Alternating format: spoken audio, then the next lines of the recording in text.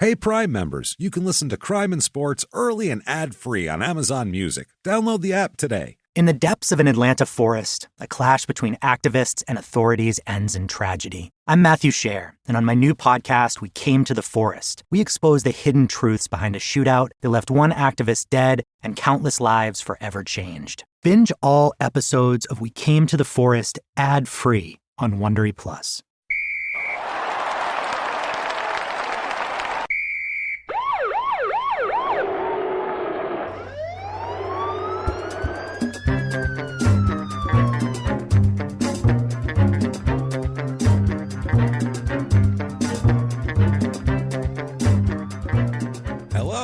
Welcome back to Crime and Sports.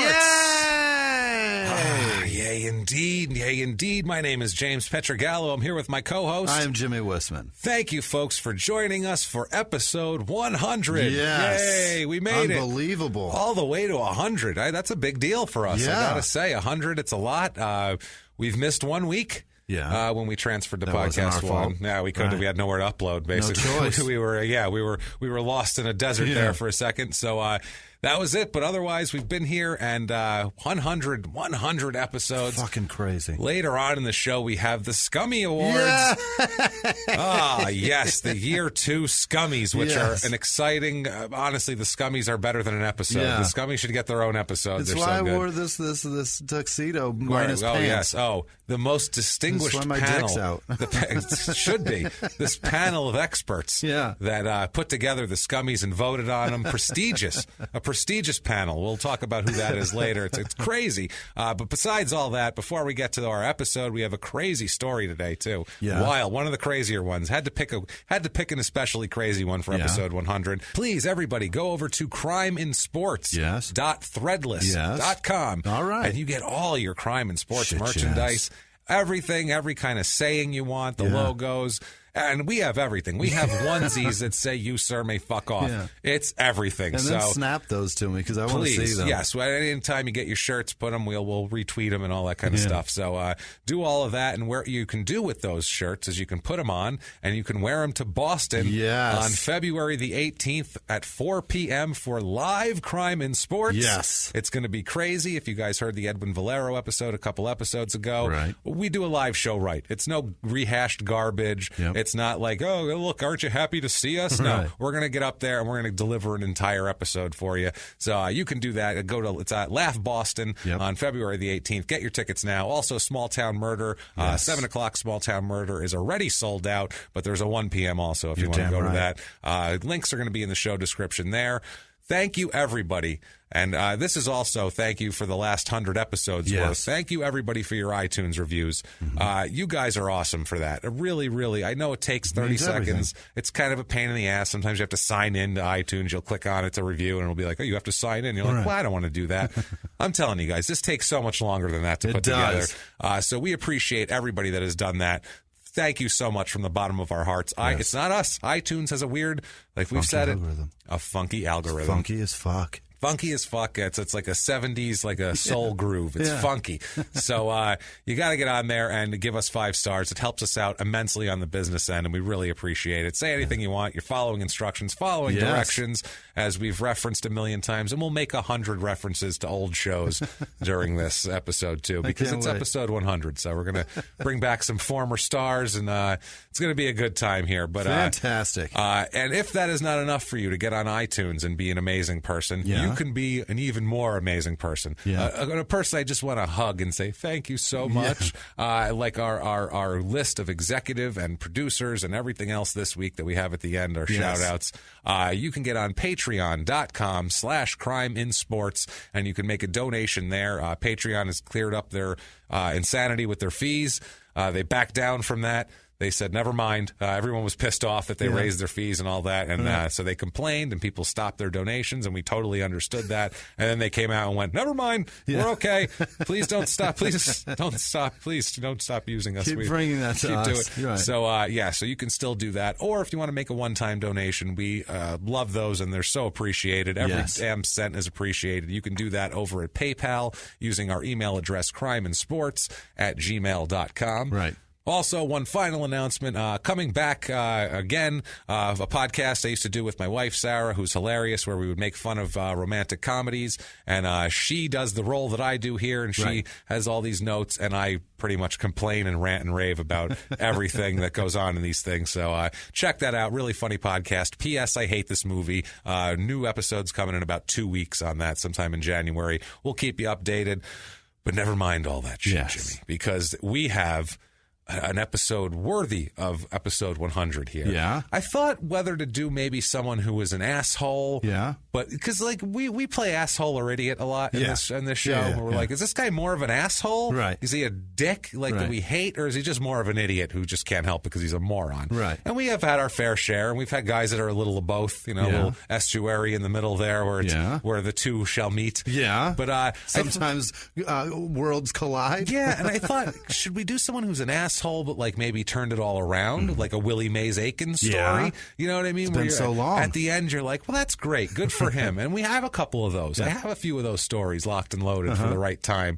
And I'm like, maybe an uplifting one. And I'm like, or maybe someone who could just never get out from under the black cloud of disaster that follows them. And I'm like, which one do we do?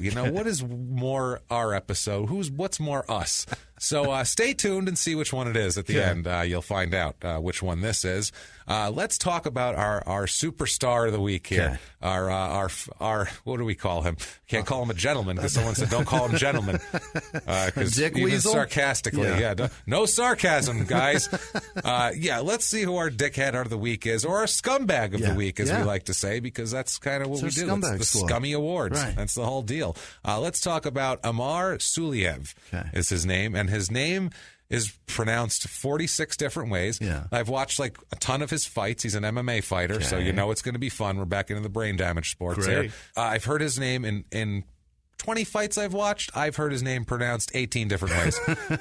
Suloev seems to be, or Suloev, or Suloev, but I'm going to go with Suloev, and I'm going to call him Amar the whole time because it's so much fucking easier. Amar, A-M-A-R? A-M-A-R. His last name is S-U-L-O-E-V. Suloev. Okay. So it's difficult. It's a rough one.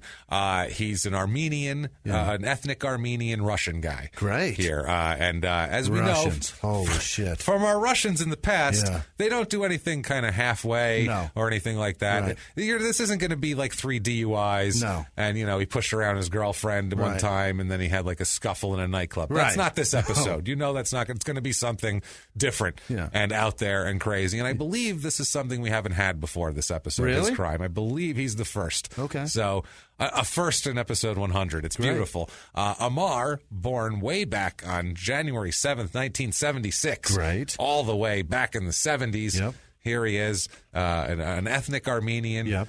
Disco's playing. And here comes little Amar. Thank God for him being Armenian and having a hairy chest. That's right. He's born into this great time. Yes. And he doesn't even get to embrace it yet. That sucks because this guy with an open collared shirt, 3 buttons open and a gold chain resting amongst his chest pussy hair avalanche in the 70s. Oh, shit. Forget about it. Just dressed like Steve Martin and Dan Aykroyd, 2 wild and crazy guys. Just dressed like that. Butterfly collars. But with good chest hair. Fuck really yes. Kicking. Lush. Really kicking. He was born, his family is Yazidis, as they call it. Yazidis. That's the pronunciation that I have most heard the most. Yazidis. I actually looked this one up. For normally I'm like, fuck pronunciations, but this word is Y-A-Z-I-D-I. Yeah, Yazidis. So, Yazidis, though, with a multiple Yazidi. So these guys are the group of... it's a group of people called Yazidis, and they are picked on in the Middle East, correct? Well, they are Arabic-speaking and Kurdish by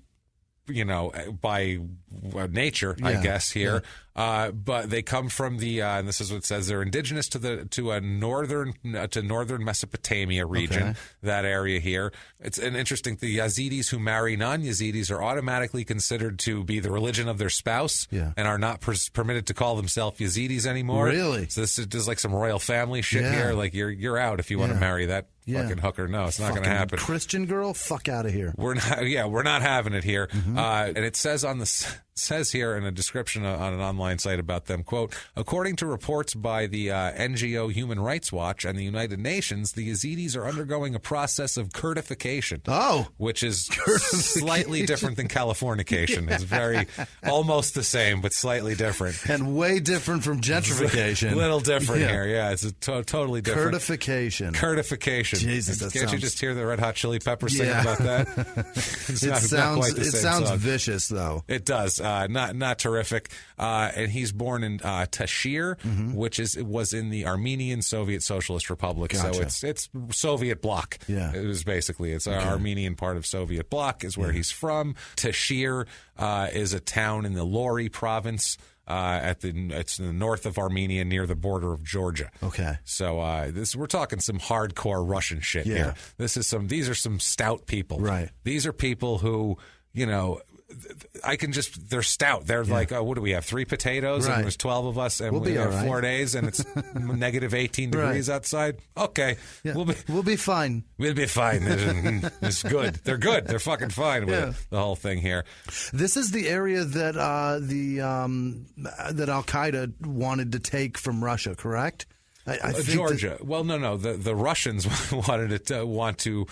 The Russians there's a big standoff and was a big standoff in Georgia because after the Soviet Union broke up, Georgia's its own country, and the Soviets have started to take shit back that used to be theirs. They're pulling some German shit here and with certain countries, and that was a big dispute point. So Russia broke because of Bin Laden, correct? Like they Russia broke what? They broke. Like, they were fucking flat-ass broke because they were...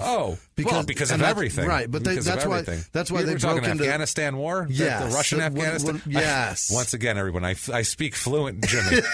Russia broke because of Bin Laden, right? We're talking about the Afghanistan war with the Russians in the 80s, correct? Yes. 70s and 80s. That's where what made them so They broke Russia. I love how we laughed at them for 10 years. Like, look at these fucking idiots bogged down in Afghanistan. Who the fuck would go to Afghanistan for a fucking decade? Idiots. Year 15 over here. We're like, no, we can do it though. Never mind the Russians. We're not the Russians. It out. If you're over there, hey, fucking thank you. Be careful and thank you, but not your fault that for some reason we're still fucking around anywhere, just anywhere at all, dicking around at all. So Armenia became Soviet in 1920.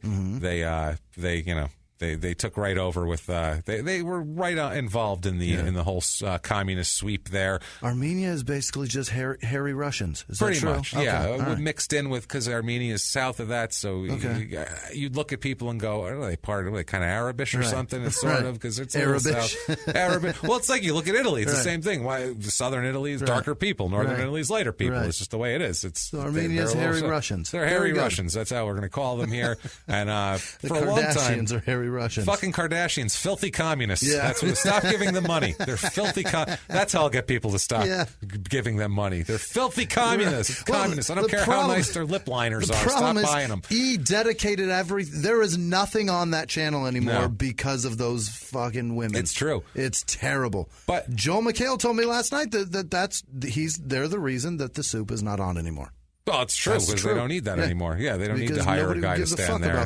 Then they have writers they have to hire and stuff like that. Why not just have the Kardashians? And why pay writers and producers and all these people when you've got an ass that takes up camera time? Speaking of channels that have become useless, during this research for this article or for this show, for some reason I pulled up an article from Variety, the entertainment magazine, from 1992. Yeah. And it was because there was some sort of fighting connection in one of the shows, and it somehow, this is how deep I get on the search. Somehow it wound up in Variety. When you're in page 21 of a Google search, you find things that are not exactly as relevant as you'd like them to be.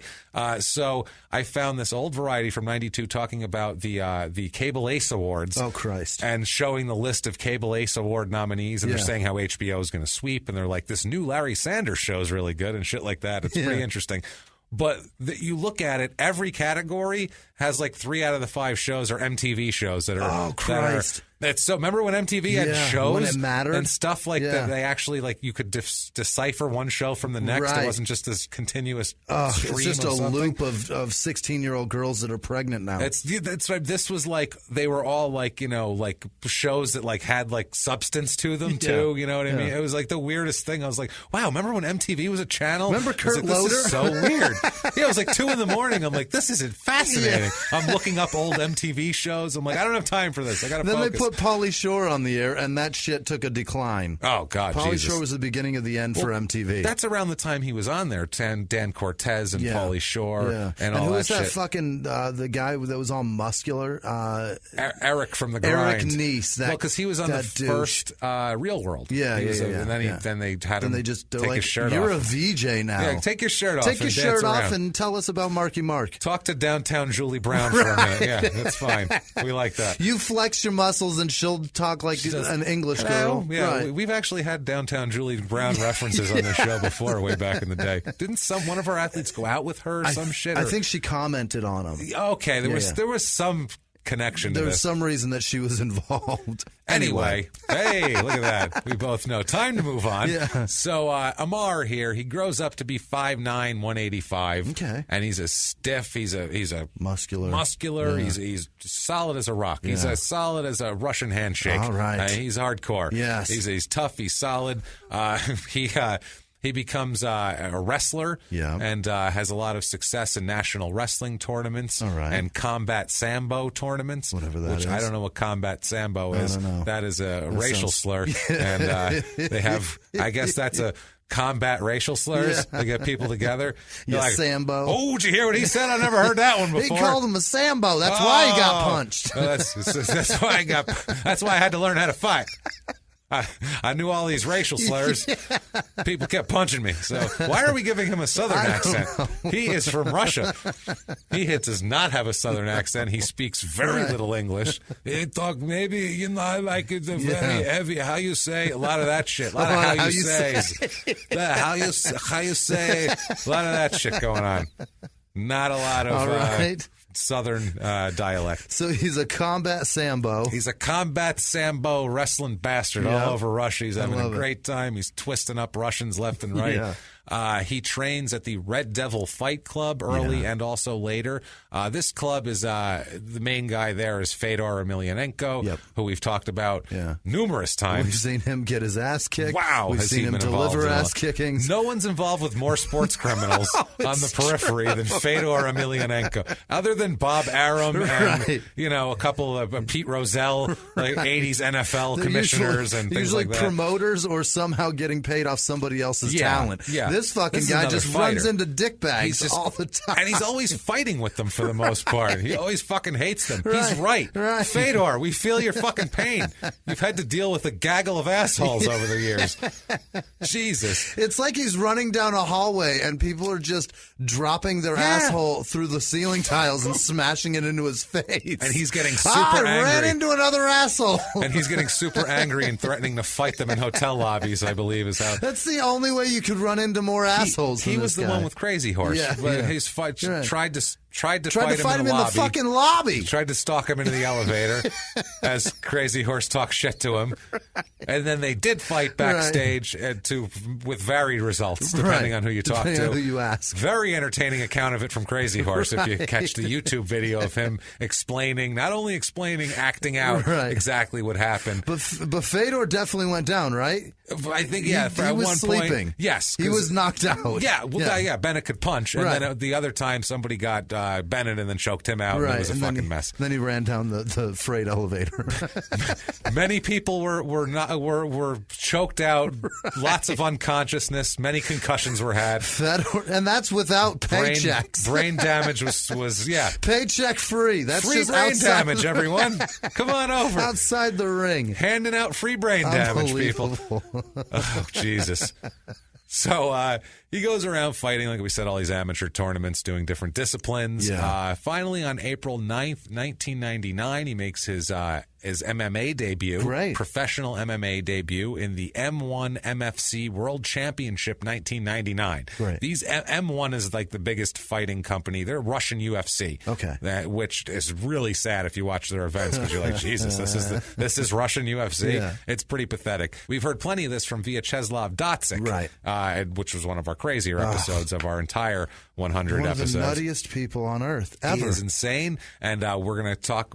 He will come up this episode later on. We're in Russia fighting with MMA guys. You're going to run into the stars. We're going to run into Vyacheslav. Sorry, guys. Yeah, weird how many people are going to come up tonight. It's very strange. And then, of course, in the Scummies. But this is in St. Petersburg, Russia. This is a worse St. Petersburg than Florida, if that's possible. If that's possible. But it's got beautiful architecture. That's, you know what? It beats Florida. Yeah. Florida, it's warmer, but I'd rather have the architecture and not be in Florida. Russians, better than Floridians. There you go. Barely. Yeah. Florida, almost as good as Russia. That should be their new tourist slogan. Oh, with Disneyland, world, Disney World also. Epcot Center. We're Russia with sun and fucking Epcot Center. Sunny Russia. Come to sunny Russia. I don't think that'll be on the license plate. Sunny Russia. That's fantastic. That's the one right there. He fights Andrei the White Shark Semenov. Shit, yeah. The White Shark. Sounds like he's probably a white supremacist, I would think, maybe. Or he ran into a black guy and was like, I'm like that guy. Or that's the translation. Probably. The White Shark means something. He probably wanted to have Great White as his nickname. And that's what it came out to. And they just went to White Shark. It's a White Shark. It's a Great White, and that's what it is. This guy's a 34-9 career fighter. Wow. So he's no joke to fight in your first fight. Yeah. And he is 1-0 coming in. Oh. So this is only his second fight. Yeah. First fight for Amar.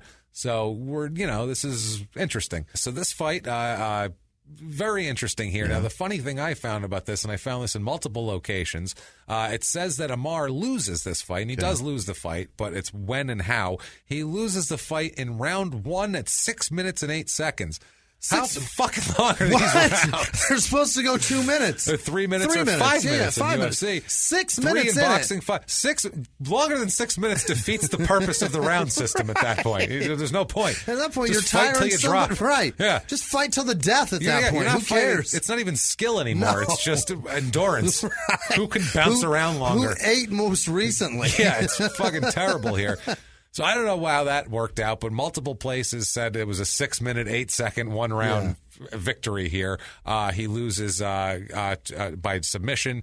He's 0-1 to start out his career, which we don't see that often. Normally, unless it's like Joe Son getting punched in the dick 50 times, which he fucking deserved getting punched in the dick. He was a terrible MMA fighter. He was awful and a worse person somehow. Somehow, he was a guy who was awful. Literally got beat by being repeatedly just pummeled in the groin. His talent was worse. His talent was eating food and pretending to crack his neck, and then throwing a shoe, and then the rest was cinematography. And then being arrested for horrible sexual assaults. Yeah, pretty much the worst rape we've ever covered. Maybe Randall Woodfield. The only way it could have been a worse rape is if he actually fired the gun. You know that would have been worse. That's the only way. Yeah, that would have been worse. Yeah. You'll know what I'm talking. And also listen to Randall Woodfield because that's bad shit too. That's pretty awful. So March 5th, 2000, he fights at the Pancration Cup of North Caucasus. Fucking Pancration. So we're going to be back with the Pancration in Europe here. By the way, when we fucking talk about Pancration and it sounds like a disease, I'll get them all day long. Yeah, we know. Today. It's the Greek. We get it. We know. Right. It's the Greek thing that means historic, mythological, we understand. Whatever. Right. It sounds like a disease. Right. It sounds like I'm having awful pancreations today. Right. It sounds fucking terrible that you need medication for possibly surgery. There's a reason that the Greek dynasty was over at some point because they were wrong. Because shit sounded like diseases to your organs. They had to start over. Everything they did sounded like organ disease, so they had to tear it down, start over. Right. This is in Rostov, Russia. Yeah. This is the San Francisco of the Asian mainland here. Rostov, I know nothing about except for there was a butcher there. That's the only thing I know about it. You know it. That's Amelia. I almost called that was Emelianenko Fedor. I almost called him Fedor. Oh my God! Fedor was the butcher of Rostov. No, he wasn't. The Red Ripper was the other fuck. Yes, it's starts with a P, fucking right? Dan's guy. Yeah, Dan Cummins covered him. He does him all the time too. That's like is that that's his new guy how that is he it you calls come back? to arrive here all fantastic. the time. He's the most famous serial killer ever, and I'm blanking. Chikatilis. Jesus Right, Christ. Chikatilo. Andre Chikatilo. Chikatilo, take cock out and take a limp cock. Sorry, Dan, I have to give you a shout out because that's really fucking funny on the Time Suck podcast. I haven't listened since that Very funny. episode. I've got to get back into it. I feel terrible that I've gone so long. So he fights here Sergei Yankovsky. I'm going to fuck up these are all fantastic. Horrible Russian, Brazilian. You're preaching to the choir, babe. I love this. You don't have all of your names aren't Armenian and Russian and Brazilian. Mine are Rachel Smith. Yeah, there's like you go Pamela. No, this is Yankovsky. This is way fucking different. I'm trying. Sergey. Sergey's a tough name. It's even that doesn't look like it. No. I just know it's that because it's that. So anyway, there should not be EI at the end of the name. Never. No. So he's 0-1 coming in. Old Sergey.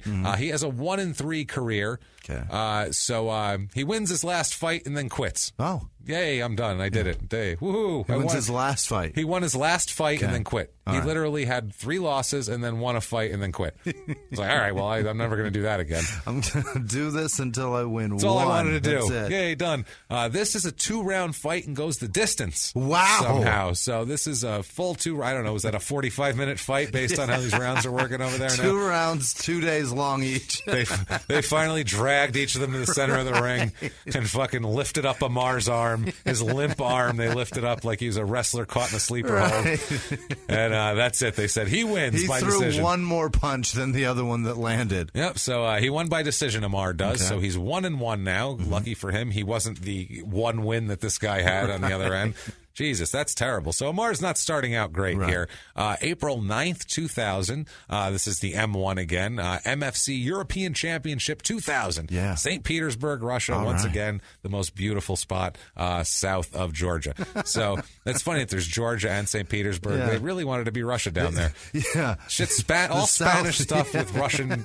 It's the strangest thing. So April 9th, 2000, this says, he fights Daryl Golar, who's a 5-6 career fighter. Okay. This fight goes the distance again, 2 rounds, 2 full rounds. Amar loses the decision. Oh, no. To a 5-6 fighter. Ouch. So poor Amar. Yeah. Now he's 1-2. Yeah. This isn't where he wanted to be. It's got probably better than the potato fields of Armenia. That's I have true. no idea if there's any potatoes in Armenia whatsoever. Isn't that how you make vodka? I don't know. Yeah. I don't know if Armenians just drink They've vodka or if they actually make it. Potatoes. Or if they just dress gaudily and put big fountains up everywhere. That might be it also. Do you know any Armenians? I don't. The only ones I know are the fucking Kardashians, and that bums me out. Have you ever worked in the restaurant industry? I did. And you didn't know Armenians? I thought they were hairy Mexicans. Yeah, no. You probably thought they were Italians, actually. Probably, well, those are some Italian guys that own the restaurant. No, Italians are hairy Mexicans, too. That's the other thing.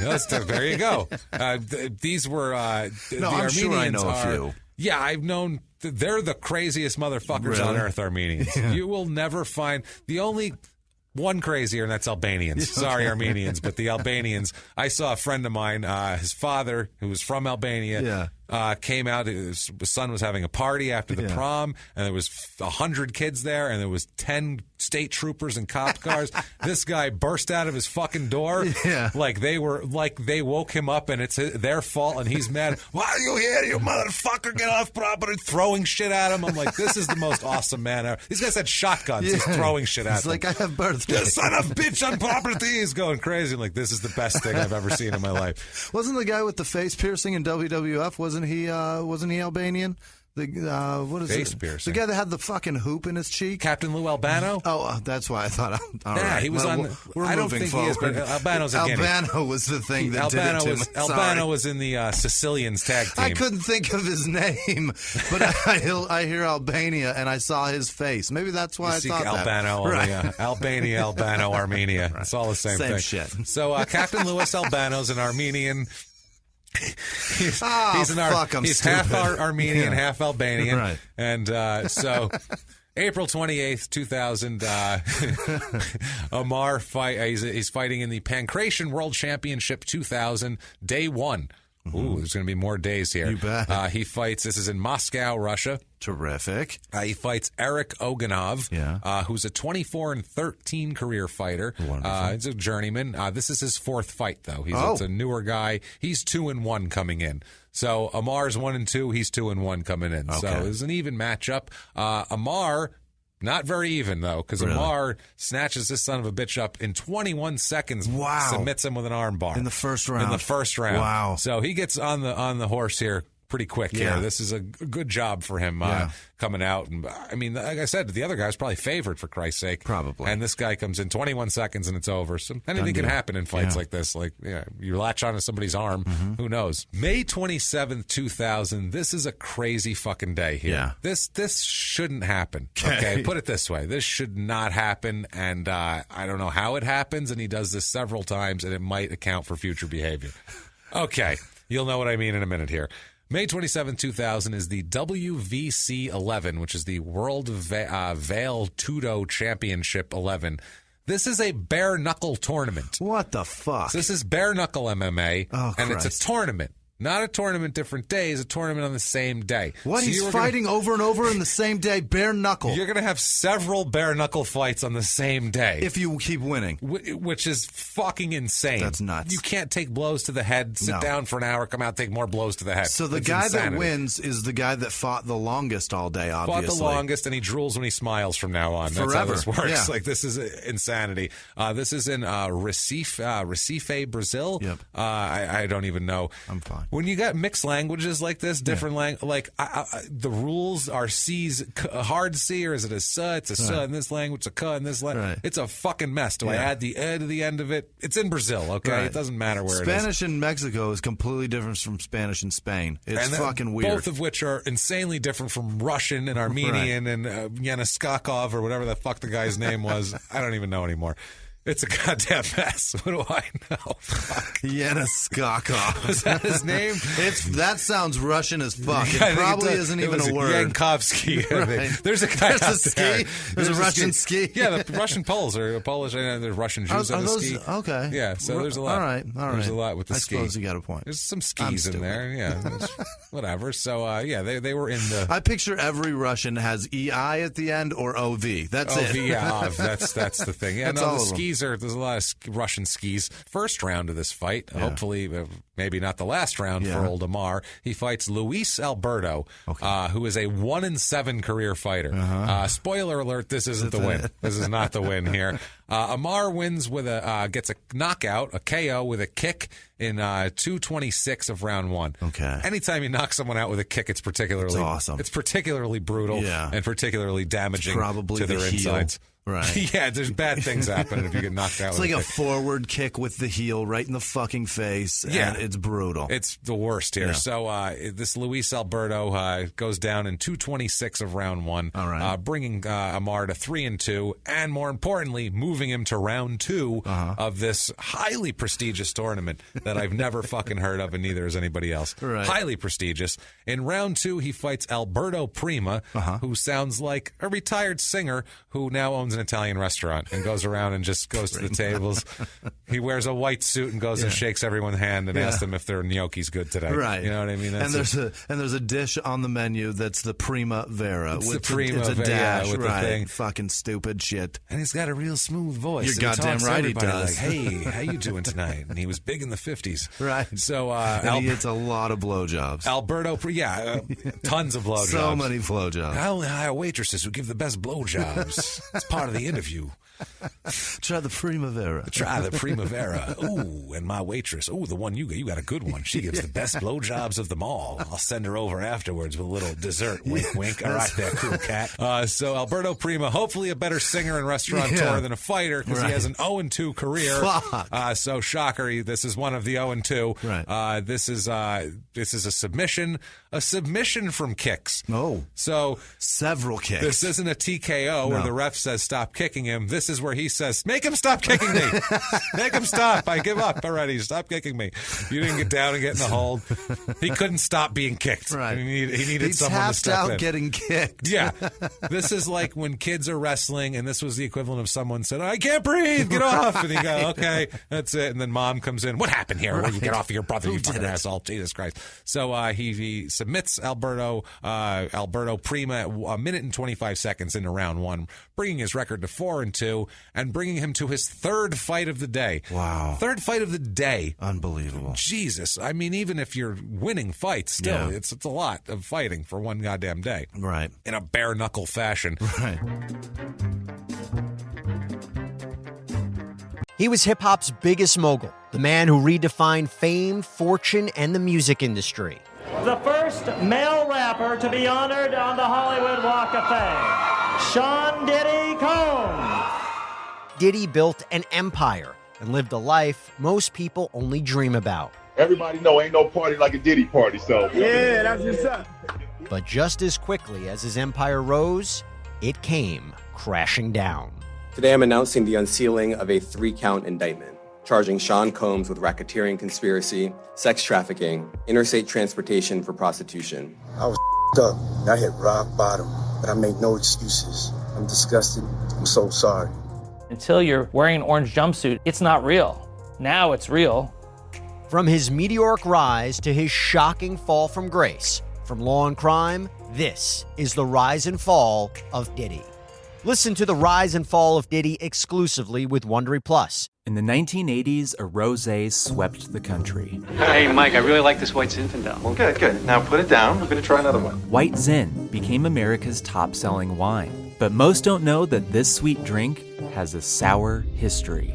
What began in 1986 with counterfeit bottles. A big fraud, a multi-million-dollar fraud.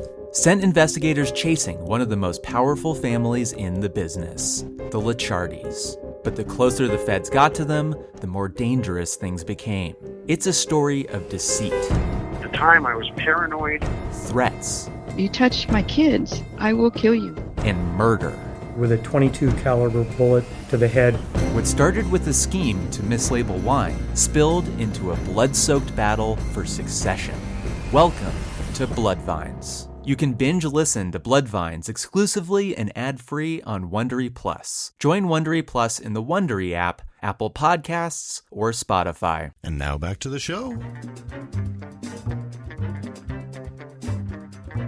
May 27th, same day, fight number 3 against Andrei Semenov, again, who we've talked about. It was his first fight that he lost to. This time, Amar gets his revenge, winning by submission with a rear naked choke at 147 of round 1. 3 fights in one day, and he's won them all. And he wins them all. He wins the tournament. Wow. Well, that's the 3 fights. That's it. So he's the champion of the tournament. Champion of this tournament.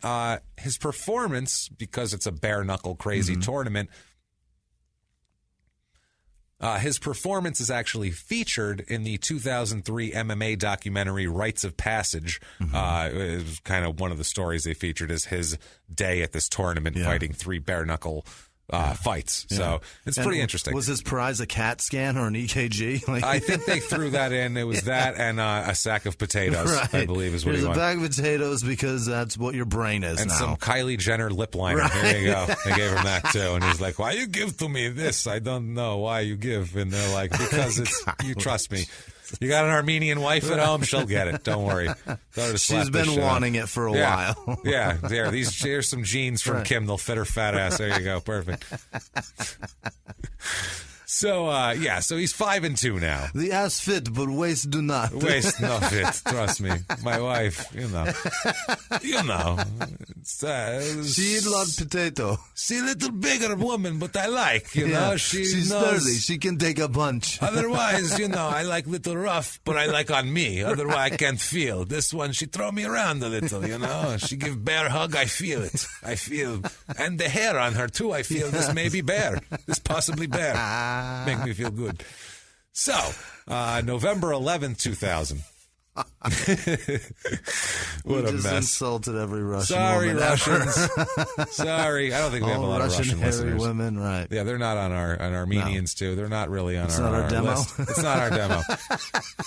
Russian people who speak little English is not our demo, luckily for us. Otherwise, people would be mad at us for this. And several other things, too. I'm sure the Dotsik episode, we insulted the shit out of Russians because that guy was a terrible representation of all that you are. So anyway, moving on to November 11th, 2000. This is the M1 MFC World Championship 2000. It's another tournament. Yeah. Another tournament. So he waits a few months. He's like, I'd do again. Yeah. I'd do another tournament. So they do again. This time here, it's in St. Petersburg. He fights Rick Rutlieb in the first round. Okay. Rick Rutlieb is the weird. I had to look at that name when I wrote it down like 10 times. Rick Rutlieb is his name. He's a 3-6 career fighter. Yeah. This is his second to last fight. Yeah. He's on his way out, and Amar goes 3 rounds. Yeah. You don't. If you're in a tournament and you're planning on winning, you don't want the first fight to go into the third round. Right. Amar wins with a choke submission at 31 seconds in round 3, but he had to fight for 2 rounds, which is exhausting. Right. Even if he's not getting punched, it's still exhausting to wrestle and grapple and even to dance for that long. If you're running around the ring, it's still exhausting. Right. So he's 6-2 now. Amar is November 11th, 2000. Yeah. This is fight number 2 of the day. He fights. See, this is what I mean. You're not getting names like this. Vagam Bajukian. Okay. Bodjukya. Nope. See you around, sir. Jesus Christ. I wouldn't even give it a shot. Is Budj? Fuck that. Bujukan. Nope. Bujukian. You, sir, may fuck off for sure. Bajukian. Yep. And that's your first name. No, that's his last name. Okay. His first name is Vagam. Okay. Vagam. Vagam. Vagam? Vagam. Jesus Christ. That sounds like a superhero with an enormous vagina that swallows up criminals. It's Vagam. Vagam, Becky. Get him. That's awful. Oh, Jesus. So he is 6-7 career. This is the second fight of his career. He's 1-0 coming in. Terrific. So the world is his oyster. He's got a Jesus fish on his left chest area there. This guy, Amar, does not care, and Jesus does not help him because Amar wins with a submission on a choke in round 2 at 2 minutes and 51 seconds.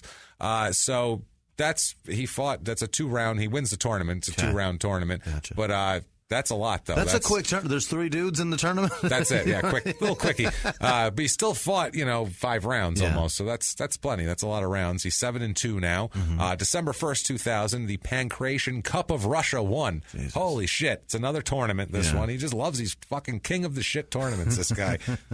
This is in St. Petersburg. He fights Alexander Mayorov in the first round.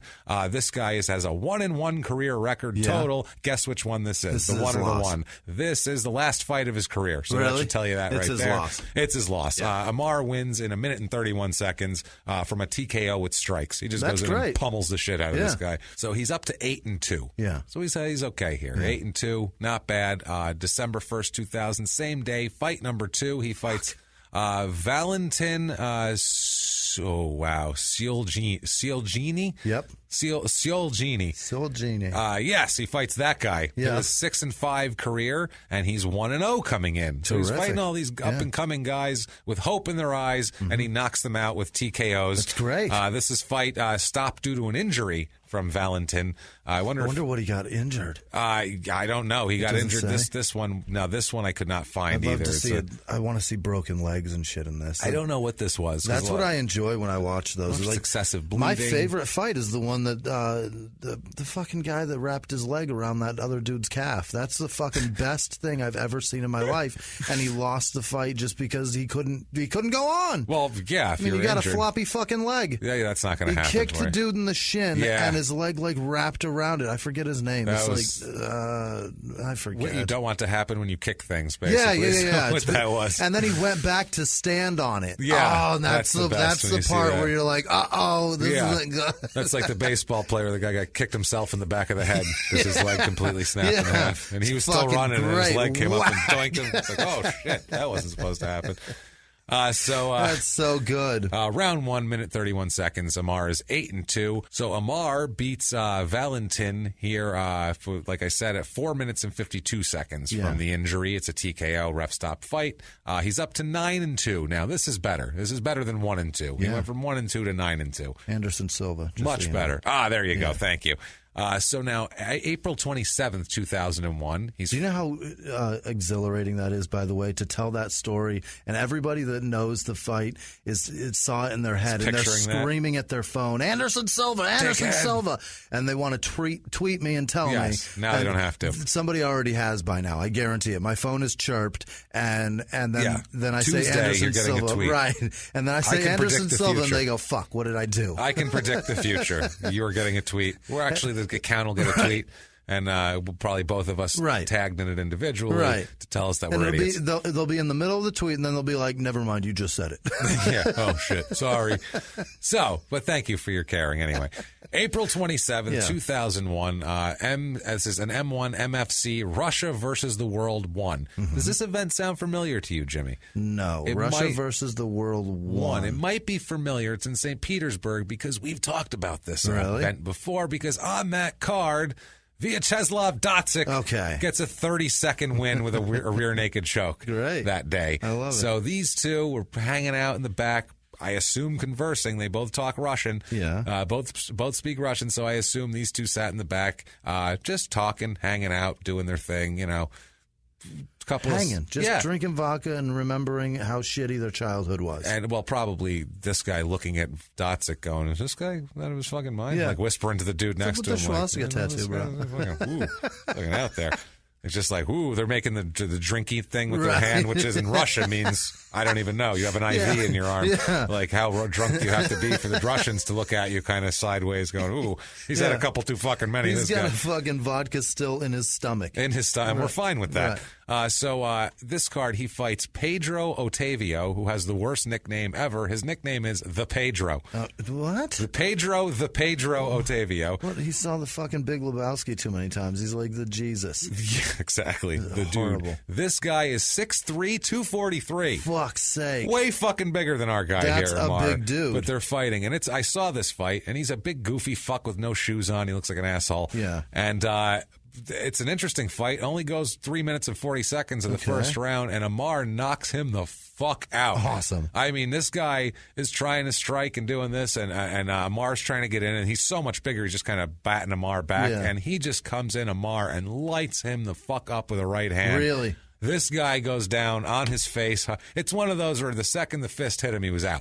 Awesome. It wasn't like I'm sort of out. He went down, and you see the ref peeling his corpse off the floor. Terrific. And his arm is limp, and his eyes aren't open, and he knocks him out cold, which is insane. This is wild. It looked like Crazy Horse hitting Emelianenko, that sort of thing. It's just giant dude getting knocked out by this little guy who clearly knows what he's doing. So he's 10-2, and he's starting to get a reputation now as being a fucking dangerous guy. Sure. As you might imagine, that'll happen. Yes. So October 7, 2001, he's at the 2H2H3 Hotter Than Hot tournament. For fuck's sake. Another tournament. These have the worst fucking names. I What swear is to God. that? What is hotter than hot? That's fucking hot. Tell you what, guys. You know what? Tournaments of MMA, of the MMA persuasion. You're going to have a new tournament, a new company, need a name for it? Don't do it yourself. Fucking email us, crimeandsports@gmail.com. We will give you a better name than whatever you're coming up with. Guaranteed. We'll give you 10 options of names you can call it. They'll all be better than 2H2H3 Hotter Than Hot. Fuck, that's awful. This is in Rotterdam, Netherlands. So they're branching out here. He fights Patrick DeWitt, who sounds Dutch. What? Patrick DeWitt fights a Dutchman. Sounds like a sweet man. These are, by the way, he's only fought 2 linkers so far. Yeah. DeWitt's another non-linker. This is just non-linker after non-linker. I don't know if the Russianness has something to do with it, but this guy, after some tracking down, has a 5-9 career. 5-9 career. But the exciting part is, in the last fight, the last thing that he was in, the Russia versus the World 1, that card, He was the guy who lost to Dotzik in 30 seconds. Oh, is that right? From a rear naked choke. Fantastic. Yes. So this guy fights 2 of our guys in a row. Terrific. That's fucking amazing. I can't get enough of this. Patrick DeWitt, we salute you, you non-Lincoln son of a bitch.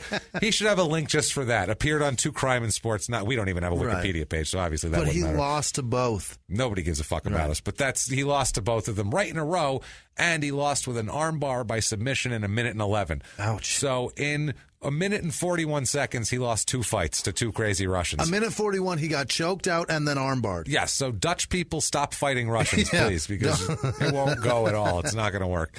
11-2 for Amar on the record now. Now October, here's the same night. It's fight number 2. Yeah. He fights Paul Calhoun, who's a linker. Yeah. An actual linker. He's got a 13-12 career record. And a sewer plumbing business on the side. And Paul Calhoun for Calhoun Sewer. I'll snake your shit pipe and punch out your wife. Calhoun Sewer and Excavating Company. I'll come through. I'll dig it up. I'll take your shit out. Don't you fucking worry about what, your wife's getting mouthy on you in the background? Hey, clean the sewer. What are you doing? I'll give it back of my fucking hand, free of charge. Free of charge. I'll throw it in. An excavation and a sewer cleaning. I'll take the waste away and give the wife the back of my hand, all for one low price of $849.95. What do you say? That's his pitch. Calhoun, sewer pipe. And then he's got a little jingle. Calhoun's afterwards. He's the only one that'll smack your wife. Like, that's the... Clean the shit pipe and smack the wife. People here like, he's got to update that. He's had the same ad since 1973, and but it's so catchy and it works. It's catchy, but it's kind of out of date. Maybe we should update it, possibly. I don't know. He's just trying to make the ends meet, babe. So, Paul Calhoun takes a break. All the sewers are going to fill up for a day at least while he fights him. This is goes the distance of 2 rounds. Amar ends up winning on points here. But this is a tournament, and he's got one more fight tonight. So now he's fought the first one fine, 1:11. But this is now he's fought a full fight. So this is rough here. And against a linker, against a guy who's not terrible. So he's probably tired. And then he fights the next fight, third fight of the night, against Moisey Swamp Rimbone. Rimbone. Swamp is his nickname. Okay. Moisey Swamp Rimbone. I think he's a Brazilian guy, if I'm not mistaken. No, I'm sorry. He's from the United Arab Emirates. This one is. I had to remember that. His nickname is Swamp. Not the Swamp, nope. not Swamp Thing. Not the Swamp Monster. Right. The Swamp. Just Swamp. Drainer. Nothing of that. It's because somebody confused his first name with sounding like Moist, and they gave him Swamp. Either that or it's another bad translation. Or maybe it's just his crack sweats like crazy when he fights. So he's got just swamp ass. And you can see it. It's he visible. Doesn't know why they call him Swamp. They say you're Swamp. He's like, I like name. That's a good name. Yes. And they're like, yeah, he's good. He's going to fucking call himself that. You've seen the stripe that forms on his ass? He bought a fucking robe and it says it on the back. How great is this? He's going with it. Holy shit. It says Swamp across his shoulders, and then you see that fucking stripe in the middle of the Swampy. So... The Swamp Man has a 25-11 career record. He's only 2-3 coming into this fight, though. The beginning of his career. Amar knocks him out. It's a TKO after a doctor stops the fight at 4 minutes and 48 seconds of round 1. 12 seconds left in the round. A doctor stops the fight. So I don't know if there was it's usually a cut, maybe something like that. But so Amar wins the whole tournament here. He fights 3 fights in one night and wins, which is crazy. 13-2, and that's in like 4 days he's fought total in his entire career. And a Russian doctor said somebody can't go on. Yeah, really. You know it was bad. Yeah, he had like half a limb. He's one leg totally off. Okay, but the other leg half off. I can't let go on. I must stop now. So they stopped that. At this point, he's 13-2. That's and great. He's got 12 straight wins. So he's getting some heat in the industry. He just 3 fights in one night. This is a guy that would catch the attention of people like, I don't know, Dana White. Fuck yeah. Somebody like that. And he actually does catch the attention of a guy exactly like Dana White. As a matter of fact, it was Dana White with UFC, and the UFC signs him in late in 2001. So he is actually signed with UFC, which is a big deal. You know, that's obviously a big deal. It's the top outfit. It's better than M1. Shit, yeah. Dotzik isn't on any of these fucking cards, so that's a good thing. You're fighting with goddamn professionals. He fights, his first fight for UFC is in Connecticut at the Mohegan Sun Arena. Fantastic. So now he's fighting at a goddamn casino. Yeah. This is welcome to America. Yes. Here it is. There's fat people on the slot machines with fucking oxygen tanks while they're smoking. Absolutely. Enjoy. Enjoy Welcome. our wares. Isn't it amazing? Might we show you Florida? We feel like you'd feel at home there, and you'd like it. It's right down the road. So he fights. This is UFC 35. This event. The main event is Jess Pulver versus BJ Penn. Also, Rico Rodriguez is on the card, who's another guy we will get to at some point in our crime and sports thing, because he's a complete asshole that did some really dumb shit, and I've been waiting to talk about him for a while. But Amar has a different fight ahead of him. Amar is fighting Chuck Liddell tonight. Oh, is that right? So, yeah, he's got a real fight. I've probably seen this fight. This is not... What year was this? 2003? 2002. I probably Early saw this fight.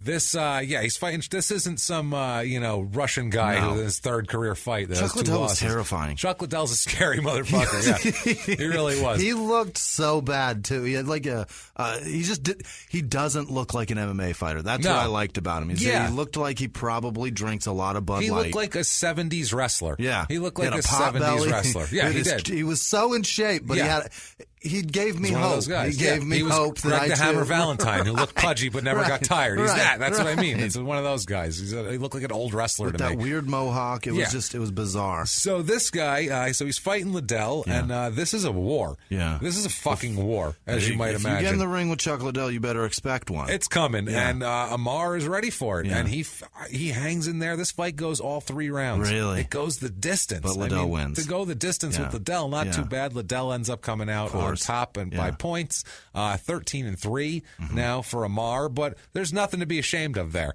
No, you're still 13-2 because everybody expects you to lose to Liddell. And that's the thing. You went in, and this is only Liddell had 1 loss coming into this fight. He's 21-8 career because he fucked off at the end of his career, but stuck around too long. Yeah, but he had 1 loss come in and was considered a bad son of a bitch. So they basically said, "Here's our toughest guy, or one of our in your weight class. Here's our toughest guy," and you hung the whole 3 rounds. So I really enjoyed watching Chuck lose, being honest, just because he stuck around so long. Yeah, it's just he's one of those guys. He's like the fucking Shamrock guy too. Watching him lose is fucking great. Yes, yeah, that feels good too because they just. You look at them and you know that they've got tons of fans and people love them. That's why because, they're there, right? And they sell pay-per-views, right? It's like watching the Cowboys lose. It just fucking feels good. Name recognition. Someone they need someone with name recognition, and then while you're watching that guy, they can maybe get you into another guy that you'll follow once they shit can this other guy who's getting I old. hope Tom Brady does the same thing. Sticks around way too late, and just watches him lose. Just watch him throw 4 interceptions 3 a game. seasons in a row. I would just love that. Fucking shit in the bed. I would love to watch him have a Favre end of his career where he just goes out like, I don't know how I had 29 interceptions this year. Just much that. I'd love Not that. just the interceptions, fucking but disaster, injuries. His dick shows up on an intern's cell phone. Tom Brady, please send your dick to someone who doesn't want to see it. I beg of you. Sorry, girl who gets it, woman who gets the dick pic, but it's worth it for everyone else. Take one for the team here, guys. You know what? Send it to a guy because I don't feel as bad for him. That would be amazing. Send it to a guy, and then we can have that as sexual harassment. That's much better. I would like that. But that way, some woman doesn't have to look at his dick. Some ESPN intern. Oh, perfect. Like a picture of his dick and then another one of him winking. It's just no words.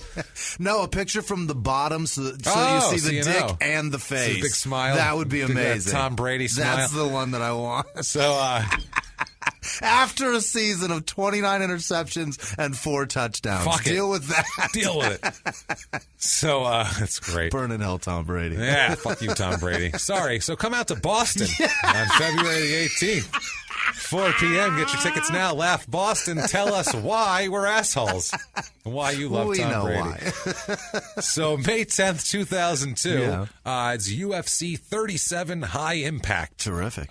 This was down at the Century Tel Center in Louisiana. The main event here is Murilo Bustamante versus Matt Lindland. Yeah. Do you know these people? No. Okay. Didn't think so. No.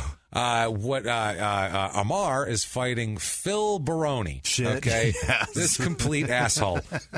This guy, I don't want to fight him, but I want you to hold him so I can punch him because I fucking hate this guy. Phil Baroni? Right? Yes, he drives me crazy. The New York Badass is his nickname. Christ. This is the guy who gives us all a bad name. Yeah. You're fucking it up for everybody. Yeah. Do you understand? Yeah. This is the guy who saw one too many episodes of The fucking Sopranos and everything else, and he thinks it's cool to constantly talk like that and to fucking order cannolis at McDonald's. Hey, got cannoli here. What's going on? I don't understand. Why how could you not have cannoli? No, you fucking asshole. Seriously, this is the guy who makes us all look bad. He's got a poster of Dice Clay in his garage. All of us look bad. All of us, we are allowed... Italians are the last stereotype that you can freely make fun of without saying, oh, I don't know, just kidding. Right. You can just say, oh, yeah, you fucking guinea and walk away, and it's fine. Yeah. We're the last ones. Listen, my greasy friend. And that everybody's like, yeah, they are. This is why. Because based on this guy, we fucking deserve it. We deserve it. And when famous ones of us do this, it's a fucking problem because it's all everybody sees. It would be like if a Mexican politician who was running for, mayor of L.A. came out in pointy, shiny cowboy tips and a big fucking belt buckle and a cowboy shirt that's too tight for them with fringe on it and a fucking dumb hat. Scorpion tattooed on his thumb. Exactly. And pulling up in his landscaping truck with 4 of his fucking cousins hanging off the back of it. That's a stereotype that you're trying to fucking beat. They're like, don't perpetuate Sanchez it. for L.A. County. Fuck me. Jesus Christ! So this asshole drives me nuts. He's 15 and 18 coming in, or 15 and 18 career. He's only 3-1 coming in. It's the beginning of his career. He hits like a motherfucker, though. He's a good puncher, this guy. He's a good striker. Baroni talks a bunch of shit before the fight about Amar. Yeah. Also, he's just talking shit. He doesn't know anything about him. What the fuck's he going to say? Hey, you're hairy and Russian, and what are you going to say? What ends up happening here in the in round 1, Amar hits Baroni with an illegal knee, and the ref stands them up and separates them and just telling Amar to fucking whatever is talking about the illegal knee. And Baroni comes in and starts punching the shit out of him. Okay. And just comes in and just hits him with a barrage of punches, just beats the shit out of him, and ends up, the ref has to stop the fight. There's a TKO. Wow. Yeah, Amar was open, and all of a sudden this guy comes in with all these fights, all these punches. Is that Baroni wins? He wins, yeah. What? It's a TKO with punches at 255 in round 1. So cheap. Amar, it was really cheap the way this happened. Like, you would want, I don't know, this isn't the rules, I'm sure, but you want the ref to go, stop, we're fucking starting over. No. You know, ring the bell, fucking round 2 starting now. You guys are, fuck this, round 1 is a draw. You guys are both assholes, stop. illegal, dickheads, go. So 13-4 now. Now he's lost both his UFC fights, and UFC cuts him. Wow. Which seems, honestly, that's shitty. I mean, that's like giving the championship to Tyson because Holyfield couldn't go on with a bloody ear. It's stupid. That's crazy. It's silly because he went the distance with Chuck Liddell, which I don't see a lot of people doing in here. He goes the distance with Chuck Liddell, and then he, this is you'd look at this and go, come on, that's kind of a fluky win. That's not going to, those series of events aren't going to go down like that ever again. I would have kind of liked to have seen how this played out type of thing here. But instead he's done with UFC. He goes back to the Red Devil Fight Club with Fedor there. He's going back to his old life now. Outside, out of UFC. I got to say it. Grace. This is Grace right here. That was Grace. Yeah, it's done. We just passed. We passed Grace, and he's done now. Now he's heading down the path of his next tournament is October 13th, 2002. The 2H2H5. Simply the best. Yeah. Simply not the best. It's in Rotterdam again. Sponsored by Simply Orange. It's so bad. It's not good. Simply Orange juice. Simply Orange, and every single combatant comes into music by Simply Red. That's the only thing. And the winner gets a bottle of Simple Green. That's all-purpose cleaner. Done. It's over with. No money, just a bottle of that. And the loser has to leave to Simple Minds playing. Done. Some shit 80s song. That's it, man. You're out. Oh, man. Jesus, that's depressing. That's super depressing. This is in Rotterdam again. Okay. And he's fighting Phil Calhoun again. Phil Calhoun. Hey, let me tell you something about your pipes, buddy. Let me tell you something. Your pipes, they're worse than your wife. Let me tell you that right now. Your wife's got a bigger mouth, so I'm going to have to clog. Well, listen, I keep fighting. I keep fighting for your shit pipe. I keep fighting for your shit pipes. I keep fighting in the ring. I don't quit. I don't quit nothing till your pipes are shit clean. That's what I want. I'm Paul Calhoun, and the last thing I think about before I close my eyes at night is your shit pipes. And then it gives the phone number. Christ.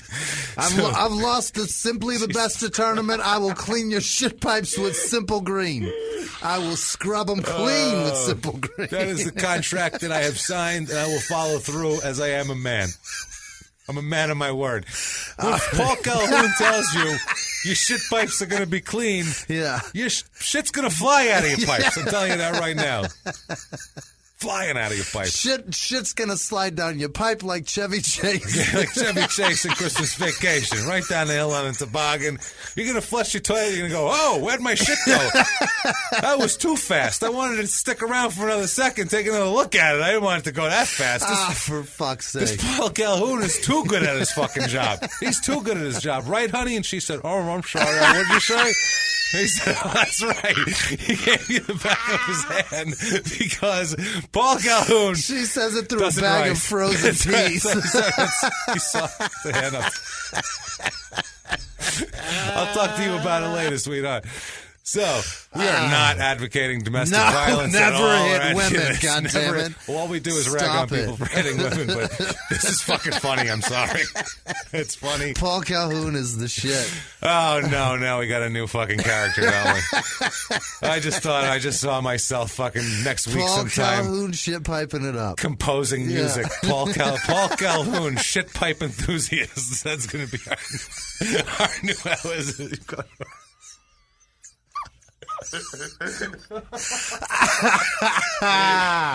Fucking Paul Calhoun. I want that. I want to meet this guy. Mind. He's going to be so mad at us. We are so going to have a Paul Calhoun t-shirt up. If not for you guys, if you guys don't want it, just for me. Just for me. Christ. Holy shit. So this fight, he actually does fight Paul Calhoun. If I can see my notes, there's the tears in my eyes. I needed that laugh, though. That was fun. In the 1980s, a rosé swept the country. Hey, Mike, I really like this white Zinfandel. Well, good. Now put it down. We're going to try another one. White Zin became America's top-selling wine. But most don't know that this sweet drink has a sour history. What began in 1986 with counterfeit bottles, a big fraud, a multi-million-dollar fraud, sent investigators chasing one of the most powerful families in the business, the Licciardis. But the closer the feds got to them, the more dangerous things became. It's a story of deceit. At the time, I was paranoid. Threats. You touch my kids, I will kill you. And murder. With a .22 caliber bullet to the head. What started with a scheme to mislabel wine spilled into a blood-soaked battle for succession. Welcome to Bloodvines. You can binge listen to Bloodvines exclusively and ad-free on Wondery Plus. Join Wondery Plus in the Wondery app, Apple Podcasts, or Spotify.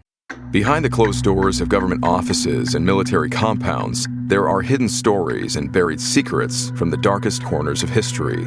From covert experiments pushing the boundaries of science to operations so secretive they were barely whispered about. Each week, on Redacted, Declassified Mysteries, we pull back the curtain on these hidden histories. 100% true and verifiable stories that expose the shadowy underbelly of power. Consider Operation Paperclip, where former Nazi scientists were brought to America after World War II, not as prisoners, but as assets to advance U.S. intelligence during the Cold War. These aren't just old conspiracy theories. They're thoroughly investigated accounts that reveal the uncomfortable truths still shaping our world today. The stories are real. The secrets are shocking. Follow Redacted, Declassified Mysteries on the Wondery app or wherever you get your podcasts. You can listen to Redacted early and ad-free right now on Wondery Plus. And now back to the show. He wins. Amar wins in 1 minute and 3 seconds of round 1. Oh, right. Quickly beats. He's got shit pipes on his mind. Yeah. He's distracted with the move that he wins with is the Suloev stretch. Okay. This is a move that is named after him. People have used it in the future here, and it's known as the Suloev stretch. How do you do it?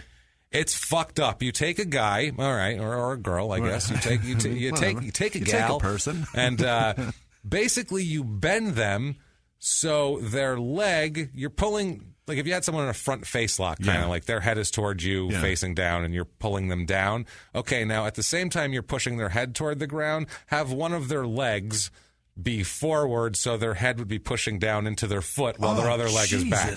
Basically. On the ground? On the what ground. The fuck? Yeah, you're pushing them down like that. So it looks like... That's more like a fucking pretzel than it is a... your leg is all the way by your face in the front, and your head is down there, where it looks like your leg is going to snap off if you don't give up. Trying to force them to suck their own dick and making them do the splits at the same time. It's the weirdest fucking move, and it's like, who and the hell would think of that shit? you're laying over them, pushing them down. Yeah, it's some shit you'd think up and be like, well, no one will ever let me do that to him. And then fucking Paul Calhoun comes in distracted by visions of shit pipes, and he's like, oh no, I got caught up. Oh, for Christ's sake. You like shit pipes? I'm going to try to show you yours. Hey, let me show you my... Oh no, what happened? All right. Oh, damn it. Where's your wife? Tried to put his head up his own ass. Pretty much. He tried to put his head into his dick, except using one of his legs and pulling it forward too. Fuck. So you're like, let's put your leg into your foot and your dick. But got to have your legs open so that you can see your shit pipe clearly. Yeah, and I'll post a picture of the picture of the move, but it's disturbing. So I've seen this here. So he's 14-4 now. This brings us to November the 15th, 2002, which is the very next month. Yep. He fights M1 MFC Russia versus the World 4 in St. Petersburg, back in Russia. That you hear that. That's a loss right as you get off the plane. If you had to go back to Russia right away, he should be 14-5 now. Right. That's one loss in his life anyway. He fights Julian Gonzalez here, another back to the non-linkers here. He's a 3-4 career record, 0-1 coming in. All right. So this doesn't last long. Round 1, Amar wins by submission with a rear naked choke at 1:38, bringing him to 15-4, not counting getting off the plane. Yep. October 10th, 2003. This is Russia versus the World 6, another MFC event. In St. Petersburg, he fights Yushin Okami, who is not Russian, I promise you. He's a kind of a tall, balding Japanese man. I was thinking that. I wasn't guessing balding, but no, all right. It's kind of a weird little, So anyway, he's 34-11 career. He's 6-0 coming in. So this is an up-and-comer now. The 6-0 coming in is no joke. Amar wins in round 1 at 4:44 from a TKO from punches. Yeah. And this is an impressive win. People are impressed with this because this Okami is an up-and-comer, and they thought expect him to be good, and he's 34-11 lifetime, which is a pretty fucking good record. So this brings Amar to 16-4, brings him to New Year's Eve of 2003, December 31st, 2003. Anoki Bombaye, 2003. Like the fucking Ali thing, the Ali phrase? Well, like, it's weird. Anoki, like Antonio Inoki, and then BOM-BA-YE. Bombaye? I don't know. Ali Bombaye was whatever. It's basically the same thing, I think. I get Inoki. Antonio Inoki. Yeah. He's a Japanese. I don't know. I don't know what Antonio Inoki had to do with this. Maybe it's his interpretation of what the word was. Maybe. You know what? Inoki's just such a huge wrestling promoter. I don't know anything outside of that. He might have a stake in this. If it's a Japanese card and it's in Kobe, Japan, a Japanese card, he might have his hand in this. Yeah. Who knows? Either way, he's fighting Din Thomas. Amar is. Din Thomas is a 26-9 career record here. Yeah. Amar wins by TKO with punches in round 1. And I watched this fight too, and Din kept trying to come in and kept trying to leg dive him, and Amar would just kind of ride him out. Like, he did this really nice, and then at the end here, he overcomes him with punches. Nice. It's a TKO. He's up to 17-4. Good for you, Amar. No shit pipe cleaning for you, pal. July 19th, 2004. This is Pride Bushido 4 is the name of the card. It's in Nagoya, Japan. Yeah. So at least he's getting out of Russia here. He fights Dean Lister, who's a 13-7 career record. He sounds like a bad accountant, too. Yeah. Dean Lister is like a failed accountant and selling real estate now or something. Being a white-collar prison somewhere. Yeah. Dean Lister, here's a weird thing. When you're doing research, you find weird shit like this. It's just a strange thing. 6 of his first 8 opponents' first names started with J. Really? Dean Lister. Yeah, it was so weird. It was like John, comedians? James, Jacob. It was the weirdest fucking thing weird. I've ever seen. Amar wins a split decision. This goes the distance. Yeah. 2 rounds. Amar wins a split decision. So he almost lost to Dean Lister, Jesus. which doesn't seem like where he should be right now. He's 18-4. Now he is Amar, which brings us up to April 3rd, 2005. So July 2004 to April 2005 is quite the layoff. Yeah. And this is Pride Bushido 6. So apparently he missed Bushido 5 in there somewhere. During a layoff like that, like a time, is it a layoff or is it a layover? I don't. Layoff. Being off that long for of your quote unquote career, and your friends ask you, "You still doing that fighting thing?" Yeah, I'm training. For 6 months, you got to say, "Yeah, I still do it. I swear I do." Yeah, I'm just in training now. I'm sure that's why I'm not eating the shit that you're putting out for dinner. That's terrible. It's like but being I have a an comedian. excuse. If you had 6 months off, and they're like, do you still tell those dick jokes? Do you still do that thing? So no one has seen you. Right. They haven't seen you personally. Right. It's not like you haven't been out, but they haven't seen you. So you still doing that? Yeah. I swear I do it. I do things when you leave the room. Right. You know. I piss sometimes. I eat. You haven't seen me eat. Have you asked me if I've eaten every meal? You fucking dummy. So,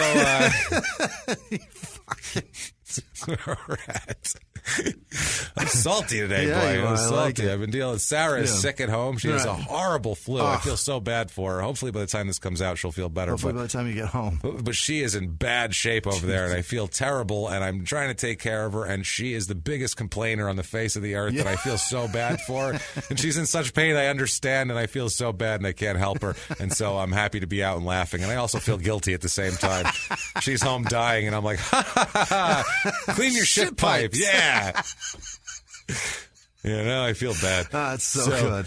This is in Yokohama, Japan. He fights Paul Filho, who is a 23-6 career fighter. Amar loses this fight in the first round. This is not good. Yeah. He loses in 4:22 in the first round. He's 18-5 now.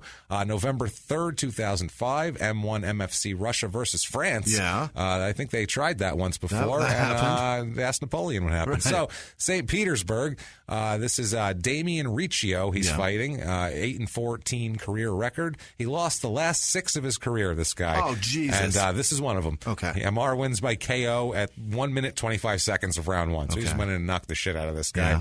19-5. April 22nd, 2006. This is Cage Rage 16 in London. I know these fucking names. You're like, Jesus, who cares? It's enough with Cage and Rage. Keep those out of it Cage and now. Rage and this. Fucking Rage enough. of the Cage. We get it. We understand. Right. There's a couple cage dudes fighting. and they're in all the cage. raging. Right, it's a big rage. It's awful. Yes, we get it. The shit pipes are clogged. Right. Thank you. London. This is in London. He fights James Evans Nicol, who sounds British. Sure. He is a 7-2 career fighter who is 6-0 coming into this fight. Great. So another 6-0. This fight, the doctor stops it after the first round. So he goes the whole first round, James Evans Nicol, and then the doctor goes over, takes a look at him, and says he's not coming out for round 2. Right. Fight's over. Amar is up to 20-5. Jesus. We'll push to the end of these fights quick here. June 4th, 2006, Bushido 11, Pride event in Saitama, Japan. He fights Murilo Bustamante, who was a main eventer in a couple of those. He's a 15-8 career fighter. Bustamante is? Bustamante, yeah, but he had like heat coming up at first. It was weird. Amar, this fight goes the distance. Full distance, 2 rounds is the distance there. And Amar wins by unanimous decision after 2 rounds, 21-5 he is. Still fighting for Pride in August of 2006, so just a couple months later, we have Bushido 12 in Nagoya, Japan. He fights Dennis Kang, which sounds like a made-up Asian guy. It does. It sounds like if you told your wife you were with an Asian guy when you weren't, and you were like, "Oh, this is my friend. He's this Asian guy." And like, Dennis what's his Kang. name? Dennis Kang. Yeah, Sounds like a Mortal Kombat character. It's like fucking George Costanza on Seinfeld when he sells the opera ticket. And he's like, that was Henry Fong. He's a big opera buff or whatever he was, whatever his name was that he said. He was made up. He was an Asian guy. Anything with NG at the end of it, you can just make it sound Asian. Give him an American first name. So it's George fucking Kim. I know him. Yeah. So, Bill Lynn, you know him. You know him. You know him. So he's 35-16, Dennis Kang. Yeah. Amar but this 4 minutes and 10 seconds into the first round, Amar loses. He has to submit because he's caught in a rear naked choke. Yeah. So old Dennis Kang uses his Asian ingenuity to choke him out. And bring his record to 21-6. Okay. Now, January 20th, 2007, back fighting with the M1 MFC guys again, which I assume is less preferable than Pride. Sounds like it. Sounds like it. This Pride's got a TV show, doesn't it? I don't know. I don't think this M1 has like one of those bad. Like I've seen the footage from it. It's weird. The cameras are bad. Handy cam. Those fucking Russians need to. And it's funny because they like pretty much invented film. Right. You know what I mean? Right. Like making film and how to edit film, and now they don't have any idea how to fucking shoot and put something together. From then. Yeah, they haven't figured it out. They need to get the communists back from 100 years ago. At least they knew how to make films. No freedom, but they knew how to fucking edit something so it didn't look like shit. No freedom, but it's because they're forced to make film. That's all. They're really good at it. Well, fuck, they were good. Right. So how do they get poisoned? So that happens too. Right. So this is M1 MFC Russia versus Korea. Right. It's in St. Petersburg. He's fighting Hoon Kim. Okay. Here, he's a 10-12 career fighter. This fight goes 4 minutes and 35 seconds only in round one, and Amar wins by TKO with punches. He's a great fighter. He's a good. This Amar is a tough son of a bitch, man. He really and he watches fights too. He's a tough, sturdy. He's a tough son of a bitch. He's 22-6. You'd have to be. He's an Armenian Russian. These guys are sturdy people. Tough people. They're tough, man. Survivors, exactly. April 14th, 2007 at the this is the Bodog fight, Clash of the Nations in St. Petersburg again.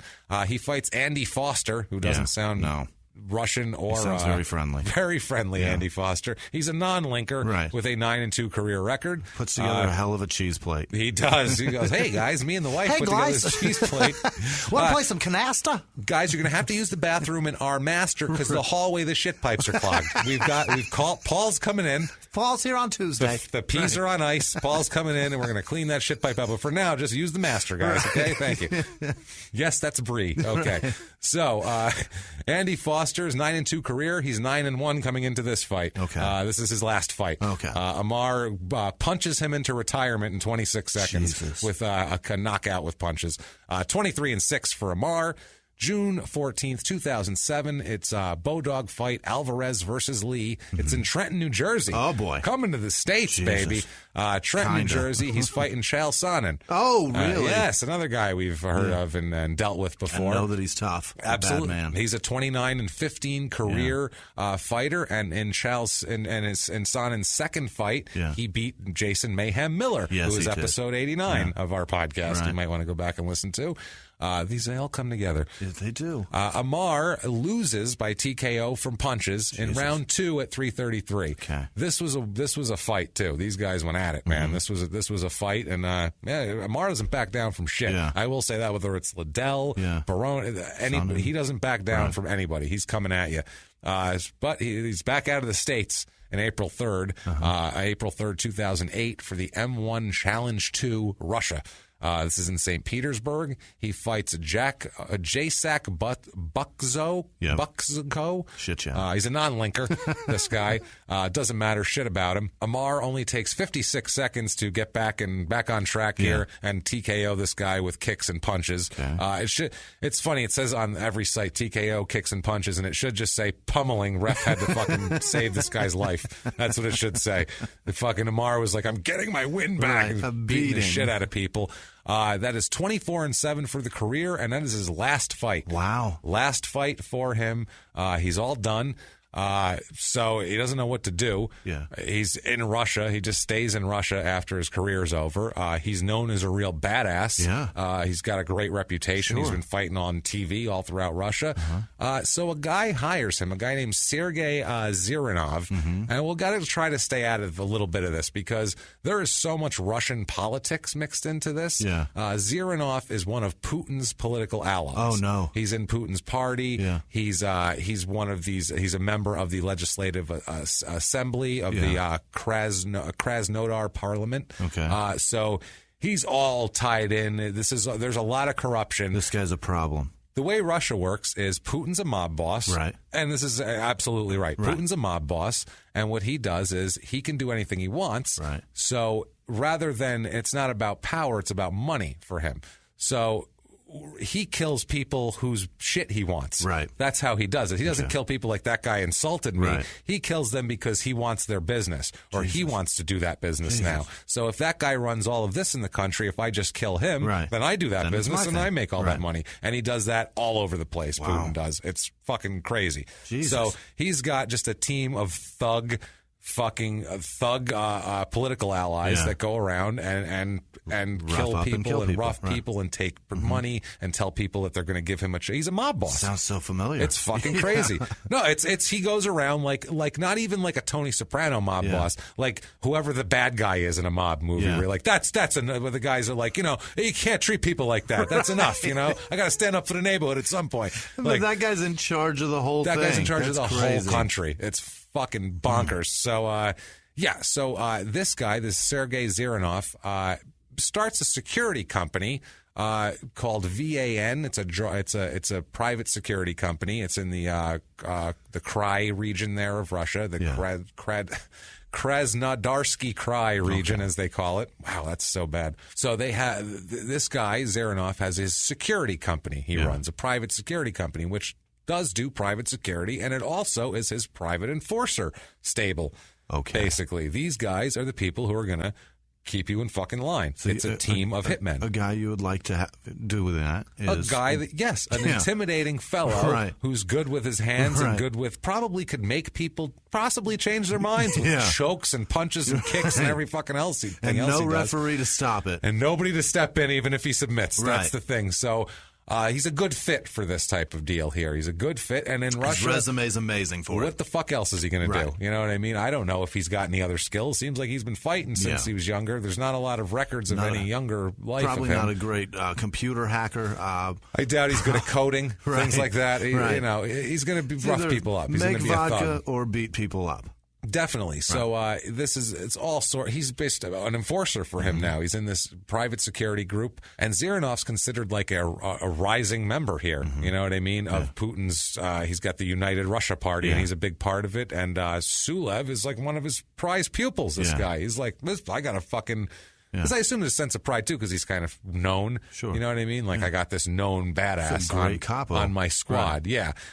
Which all sounds pretty fun, and he's running around Russia doing fun. Fuck yeah. This sounds like a good time, like some kind of crazy fun movie. He's in a black Mercedes somewhere all the time. You know it. Just getting out, he's got a suit on, or like, some decent clothes. He's supposed to look very mean all the time and stern. Every once in a while, he goes over and grabs someone by the throat and tells them that they're going to do what they're told to do. And the guy goes, Go get me coffee. Yeah. That's how he asks for coffee. He grabs by the throat.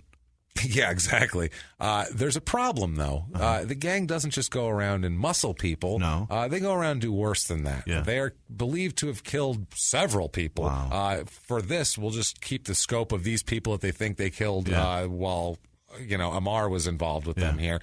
They believe they killed, there was the Malaya Bukta Sanatorium, which is a hospital, basically, medical shit. They're nuts. The director of that is Vitaly Sadanichi. Yep.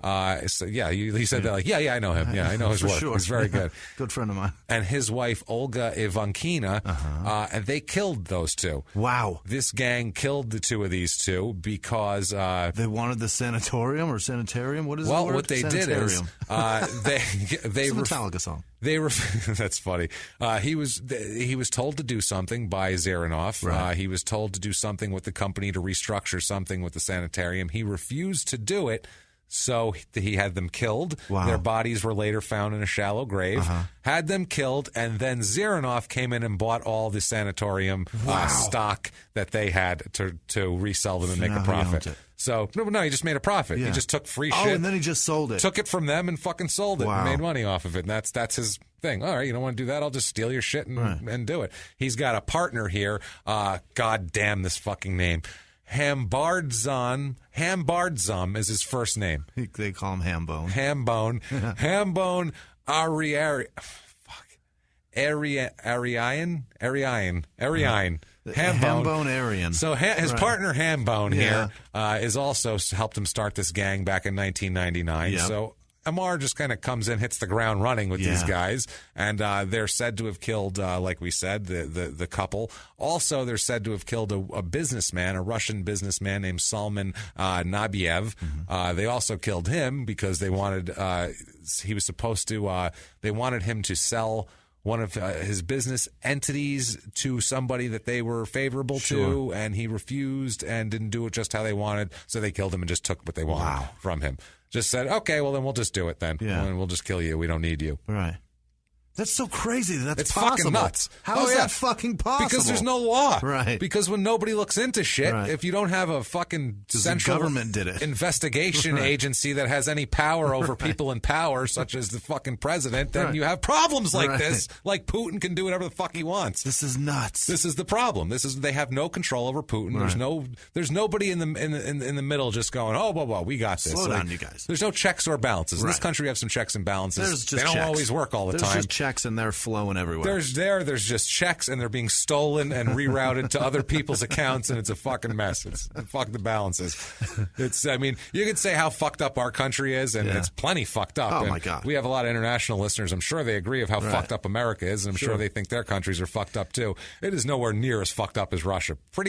I can pretty much guarantee you wherever you're listening from is not as fucked up as Russia. Unless you're in Russia. Unless you're in Syria or North Korea or some horrible shithole like that. Right. Now, what ended up happening is that after a while, in Anapa, the place there, Anapa, the gang pretty much controlled like a lot of the businesses. Okay. It just ran everything. They owned the city, basically. It just fucking owned all the business. They killed people who didn't do what they wanted. Right. So they either owned your business, or you paid them protection, or you paid them tribute, or you did whatever, or they killed you and then they took your business. So there's really just no choice here. This is definitely like the mob 2.0 going on here.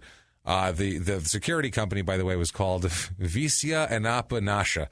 Okay, the whole Anapa is ours. Is the name Jesus, of it. That's the name of their business. That's the name of the security company. It's called VAN. Yeah, and that's where it's coming. It stands for we own you. We own your shit, and we're going to take it from you. And if you don't agree to it, this guy's going to choke the fuck out of you.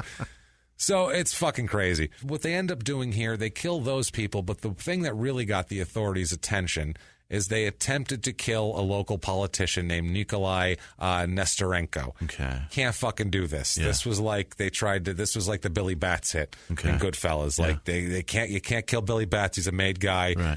They put him in the fucking trunk, and then it's a problem later on. They come looking for him, and Joe Pesci gets a bullet in the back of his fucking head when he thinks he's getting made. That's what happens. That's what happens. So they go after this guy, and that's a fucking no-no, and this gets the police and the actual investigative bodies' attentions here. What they end up doing is they end up attacking this guy at 9 a.m. One morning. Oh, boy. He and his driver, a car pulls up, and it's a Volkswagen Golf, and just absolutely spray this car down with bullets that these two are in, Nestorenko and his driver. Nestorenko's driver is killed, but Nestorenko is survived, just shot up like crazy. But he did, he got a message anyway. Sure. So this made him want the police to go after this guy. And that's what ended up happening is now they go after the whole gang and they try to take them down. Also in this gang, they had all sorts of people. They had a police officer named Igor Nehayenko, who ended up, when this all went down, he ends up slipping out of the country and getting away. Karnik Aslanyan, Edward Paladian, Amar, of course, Dmitry Sapakinov, we'll call him Dmitry, Anatas Tigerov, which was a Tilgarov. Awesome. I wanted Tigerov. And Andrei Miroshinkov. Fuck these names today, man. Holy shit. Yeah, you're so lucky with your list of fucking. This is what I mean. I'm like, never mind that. This is worse. So this is the gang here. In 2013, after months of investigation, the whole gang is arrested, minus Hambone, who got away, and the other one here who I couldn't pronounce, the police officer who skedaddled out of the country here. They are arrested for all of their roles in committing crimes. Their crimes here are banditry, which sounds awesome. Yeah. Banditry, that's like piratry. Fucking great. Attempted murder, illegal acquisition, transfer, sale, storage, transportation, or bearing of firearms, and murder of 2 or more persons. Oh, Christ. They don't even count like all of them. They're throwing them two all. or more. Yeah, this new individual. Yeah. You guys killed more than two. This Yeah. is a special thing here. So they have a hearing on a Christmas day here in 2013. And this is in Rostov. Yeah. So there we go. It's Chikatilo in the background. Yep. So they have this little hearing, and they're charging they're charging them with murder. They're charging attempted murder. They're saying that Amar is the wheelman. He's a getaway driver. He's the getaway driver and one of the shooters for the politician attempted assassination. And that's a big deal. Yeah. He said you can kill business people, you can fuck around, you can't start killing politicians. People notice that shit. Right. So they say that he is one of them. Turns out that Miroshnik and Sapozhingnov, what they end up doing, unbeknownst to the other people at this point, is they sign an agreement on pretrial cooperation. They're going to flip on the gang.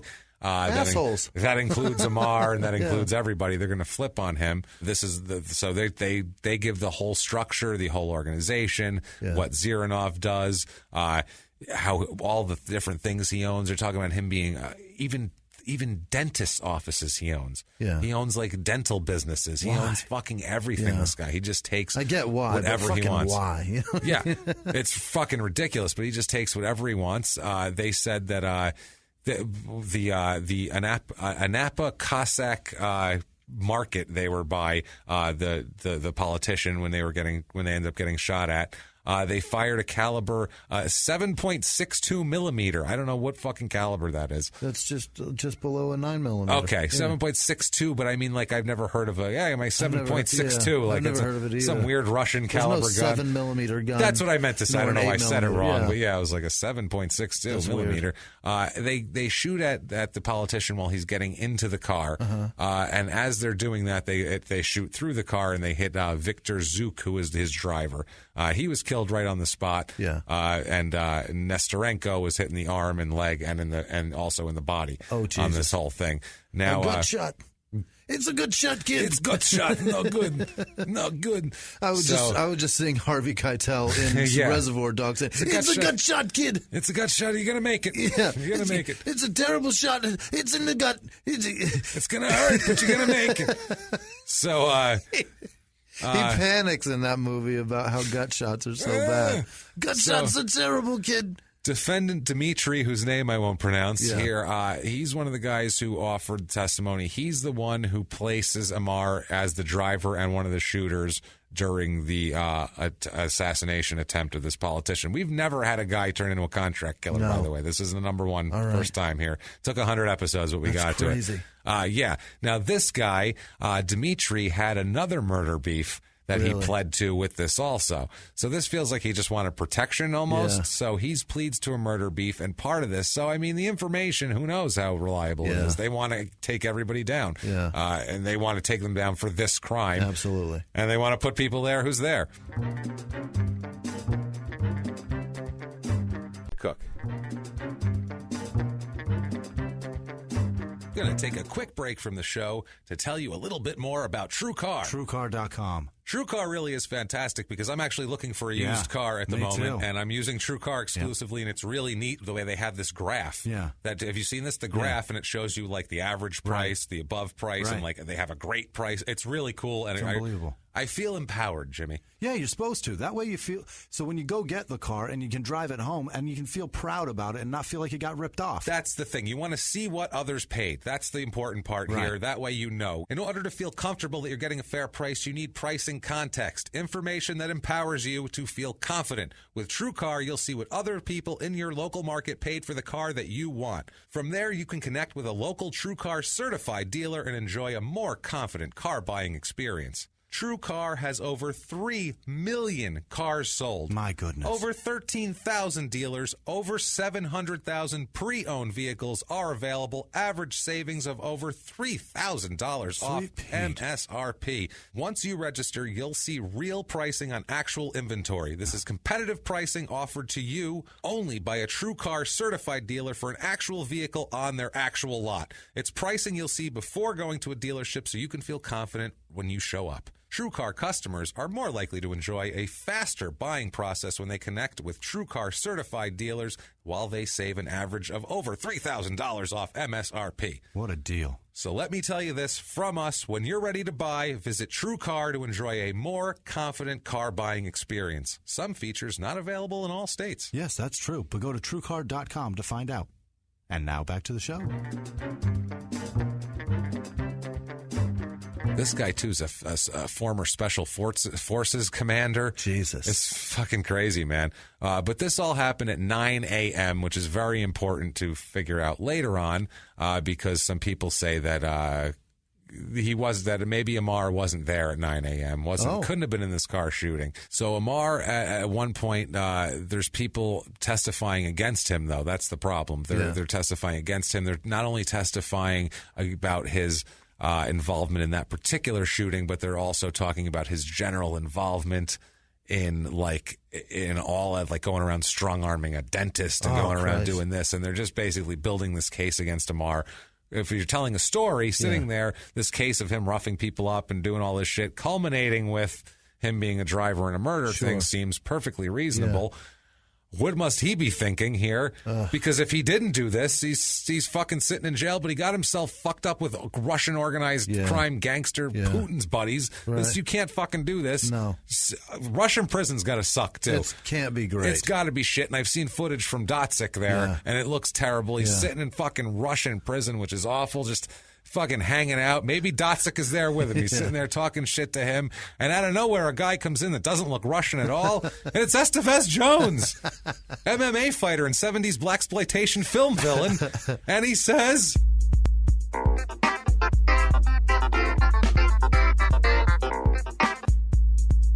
"Motherfucker, how is it you come to arrive here, motherfucker? What's wrong with you, man? You fought Chuck Liddell, that Mohawk, fat, wrestler-looking motherfucker. I seen you fight him. I seen it. Now what you doing? You sitting in a Russian-ass motherfucking prison. You see, you motherfucking stupid. All you organized crime. This ain't no organized. You ain't organized because you in here sitting next to Dotsik shitting out in the open. I shit on a toilet, understand? I shit on a toilet in my room. It's solid gold. I got my ladies around me handing me paper 4 at a time, folded neatly, understand? More like disorganized crime, motherfucker. Motherfuckers is disorganized. I ain't even got time for your punk Russian-ass cracker motherfuckers. We're getting out of here, you cracker-ass cracker. Fuck this shit. Poof. And a poof of gold and mink, he's gone. And Amar is very confused because he only understood half the words the guy said, number one, because he doesn't speak much English. And number two, he said, how he get into prison and leave and go? I don't, Putin must like him. Okay. How he say fuck a mother? How he say fuck a mother?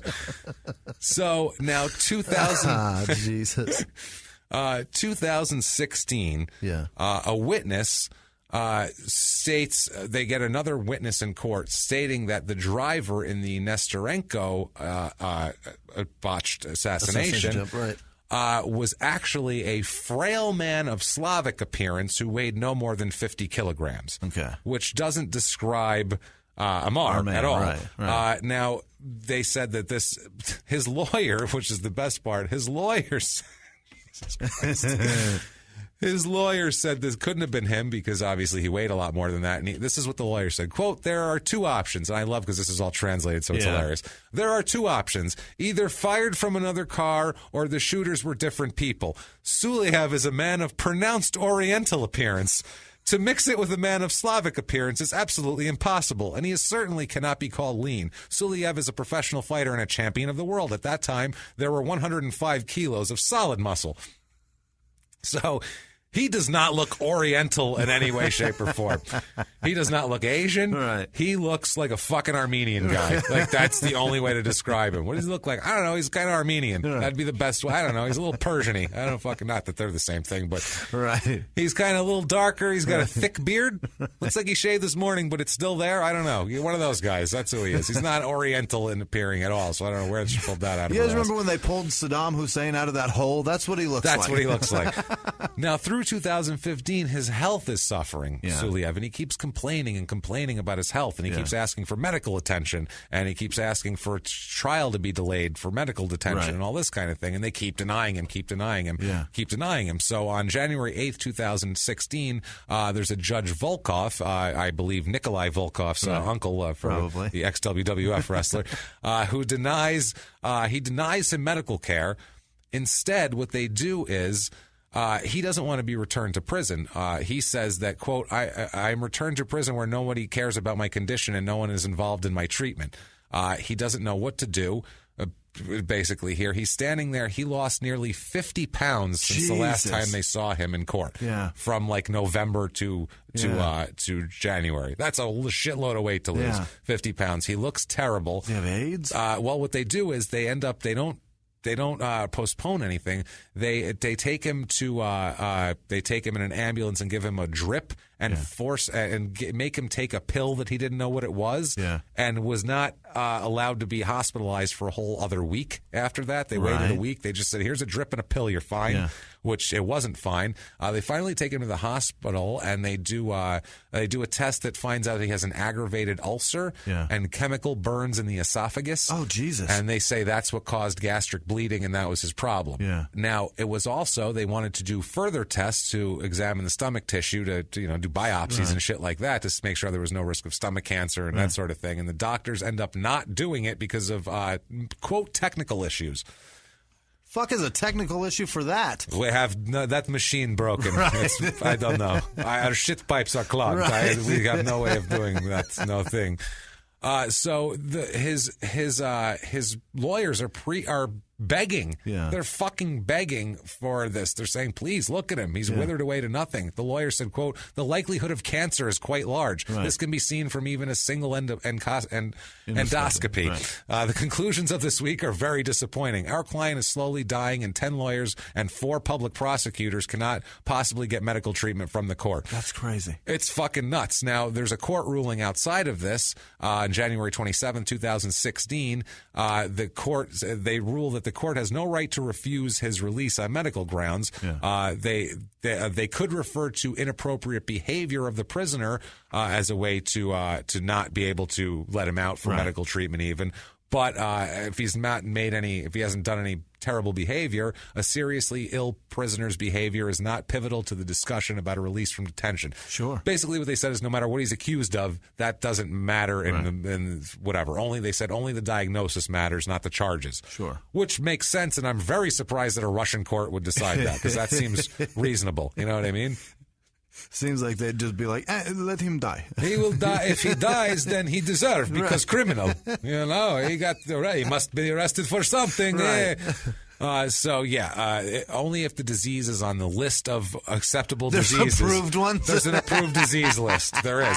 Then he must be released. All right. January 28th, it is confirmed that Amar has stage 4 stomach cancer. Shit. That's on the list. Wow. Which meant that it's already spread from its starting point all over his body at this point. The defense returns to the court with medical documents saying his diagnosis and saying, please, can we get him out on bail now?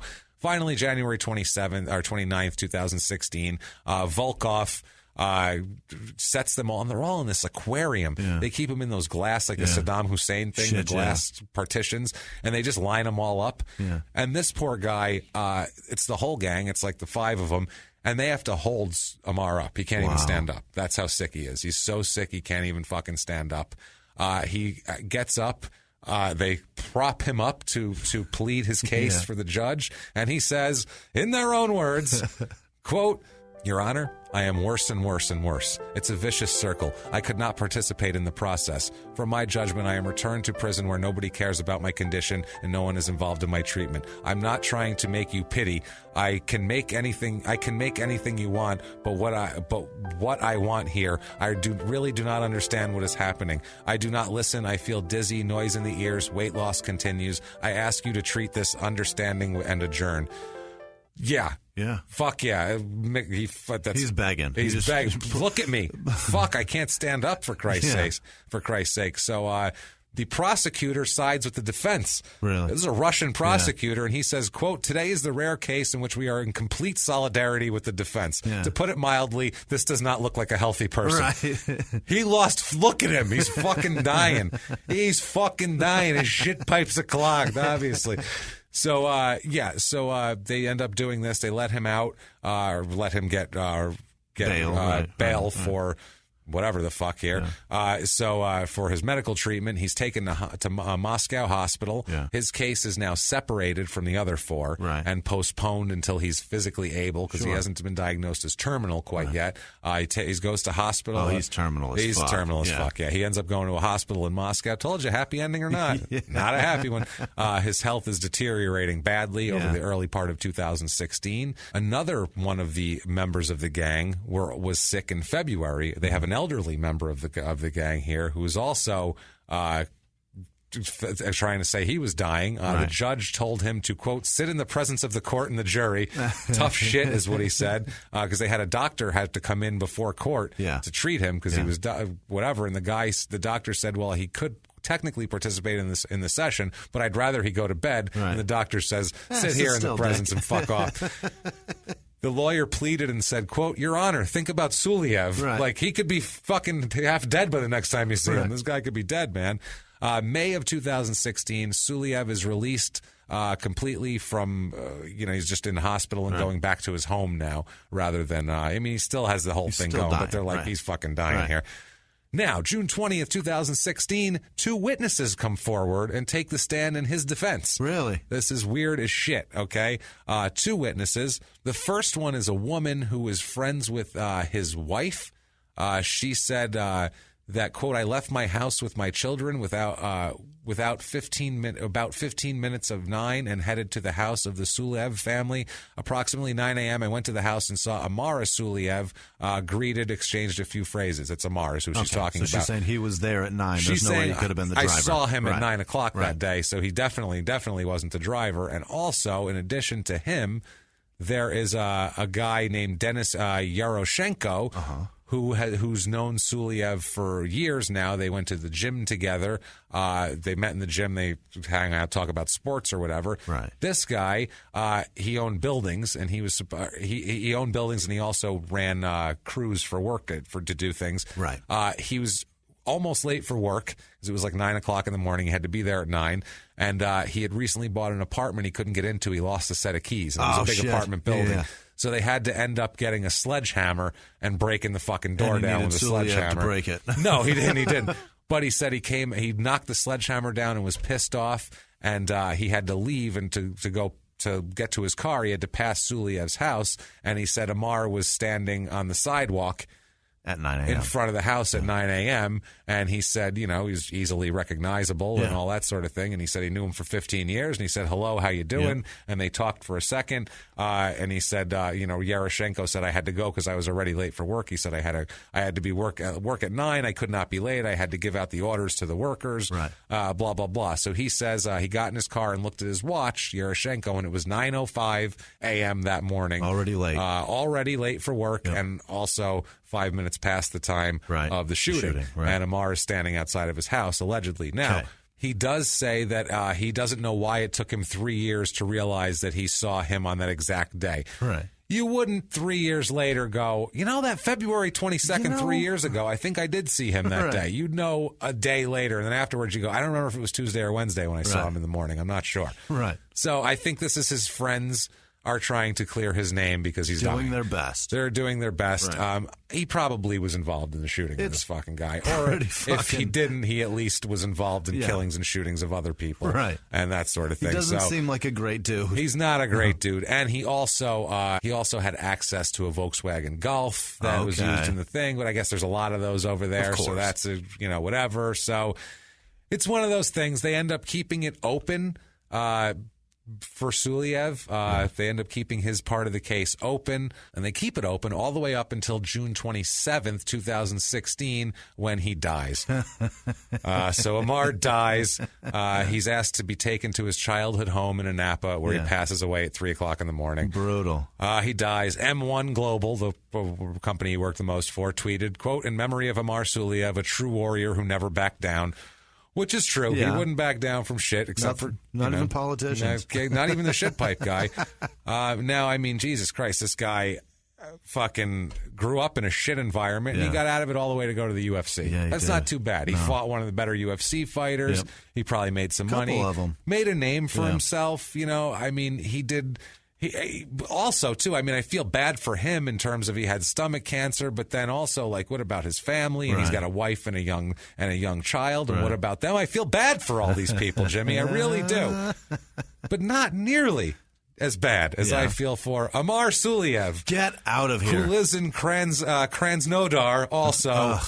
He went to a school there. He went to Cuban State University. Wow. Kuban State University. It's in southern Russia there. Of course it's okay. He has 172 Facebook friends. Oh, so I feel bad for him for that. That's too bad. Well, you know, he's trying his best. Depressing. And it's a picture of him, and he's like leaning against a tree sitting there, but he's looking like dead serious. Like, I am casual, but I will still kill you. You know, like I still am Russian. I you will know, casually kill you. September 14th, 2016. After a whole day of jury deliberations, they find the rest of the gang guilty on all charges. Sir. Zeranov even, and he is like freaking out because he's like a high-ranking badass. Sure. I'm Putin's buddy, and now he's going to prison here. That's brutal. They lay it down in front of them. They fucking. This judge lays into them. This Volkov is like, you son of a bitches. You've been operating for 14 years.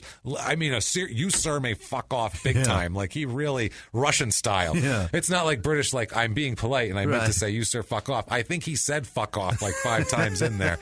And just in his deal here. You fuck offs may fuck off forever, fucking off, fuck you. Fuck off. You go. October 12th, 2016, Zeranov is sentenced to 22 years in a maximum security penal colony after being found guilty on all 59 counts of his indictment. Pete. Holy shit. Also, you don't want to be convicted of 59 anything Fuck in Russia. No, man. No, thanks. And go into a Russian penal colony? That sounds terrible. The other members, Karanak, Esalon, and Paladian, were sentenced to 16 years each in prison. Tilgarov was sentenced to 15 years in prison. And the 2 guys who ratted, who were convicted of murder, the Miroshnik and Sapozevikinov, or whatever, Dmitry, were sentenced to 13 and 16 years, respectively. So Amar's case never gets heard. That's it. They did find one guy, Evgeny Alexandrovich. They found him not guilty on all charges and released him from custody. Wow. So out of all that, lucky duck. The whole gang, and they're like, not him though. Right. We like him. Like, imagine that guilty. He's like, fuck, guilty, not guilty. He's like, huh? Who? Me? Who? Me? Hey! Or them? Which he goes one? to high five the guy next to him. He just He's gets like, I'm so sorry. a mean Russian look, and he's like, I'm sorry, very, very sorry. Did you guys hear that? Not me. Not all of me. you. Not me. Not me. All of you. Not me.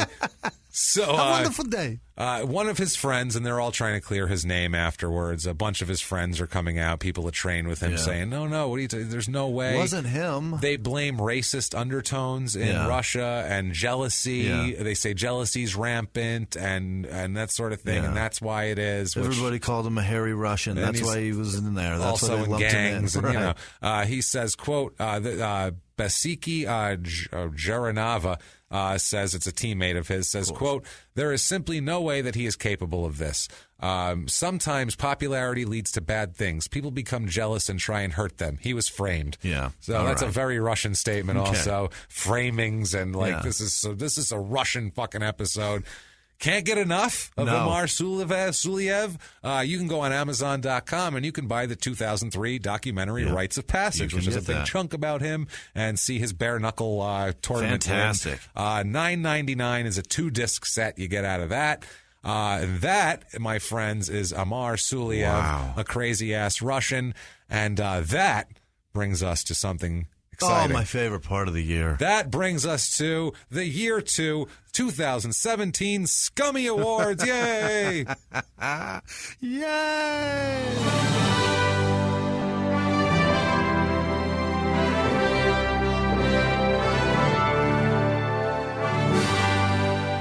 Okay, the Scummies. Fantastic. Guys, there's the Oscars, there's the Golden Globes, there's all sorts of, there's a Nobel Prize, there's all these fucking, for physics, some shit. None of them none match the honor, the prestige, the pageantry of the Scummies. Oh, everyone's got their dresses on. Look at her. She's looking beautiful. It's like the NFL's Man of the Year award. It is. This is a very fancy black tie affair. Right. We're all here. Everybody's in place. Lots of dicks out. These are judged by a panel, Yeah. a distinguished panel of myself and my dogs Frankie and Benny at 3 o'clock in the morning. I go, what do you think, Frankie? And she goes, and I go, okay, good.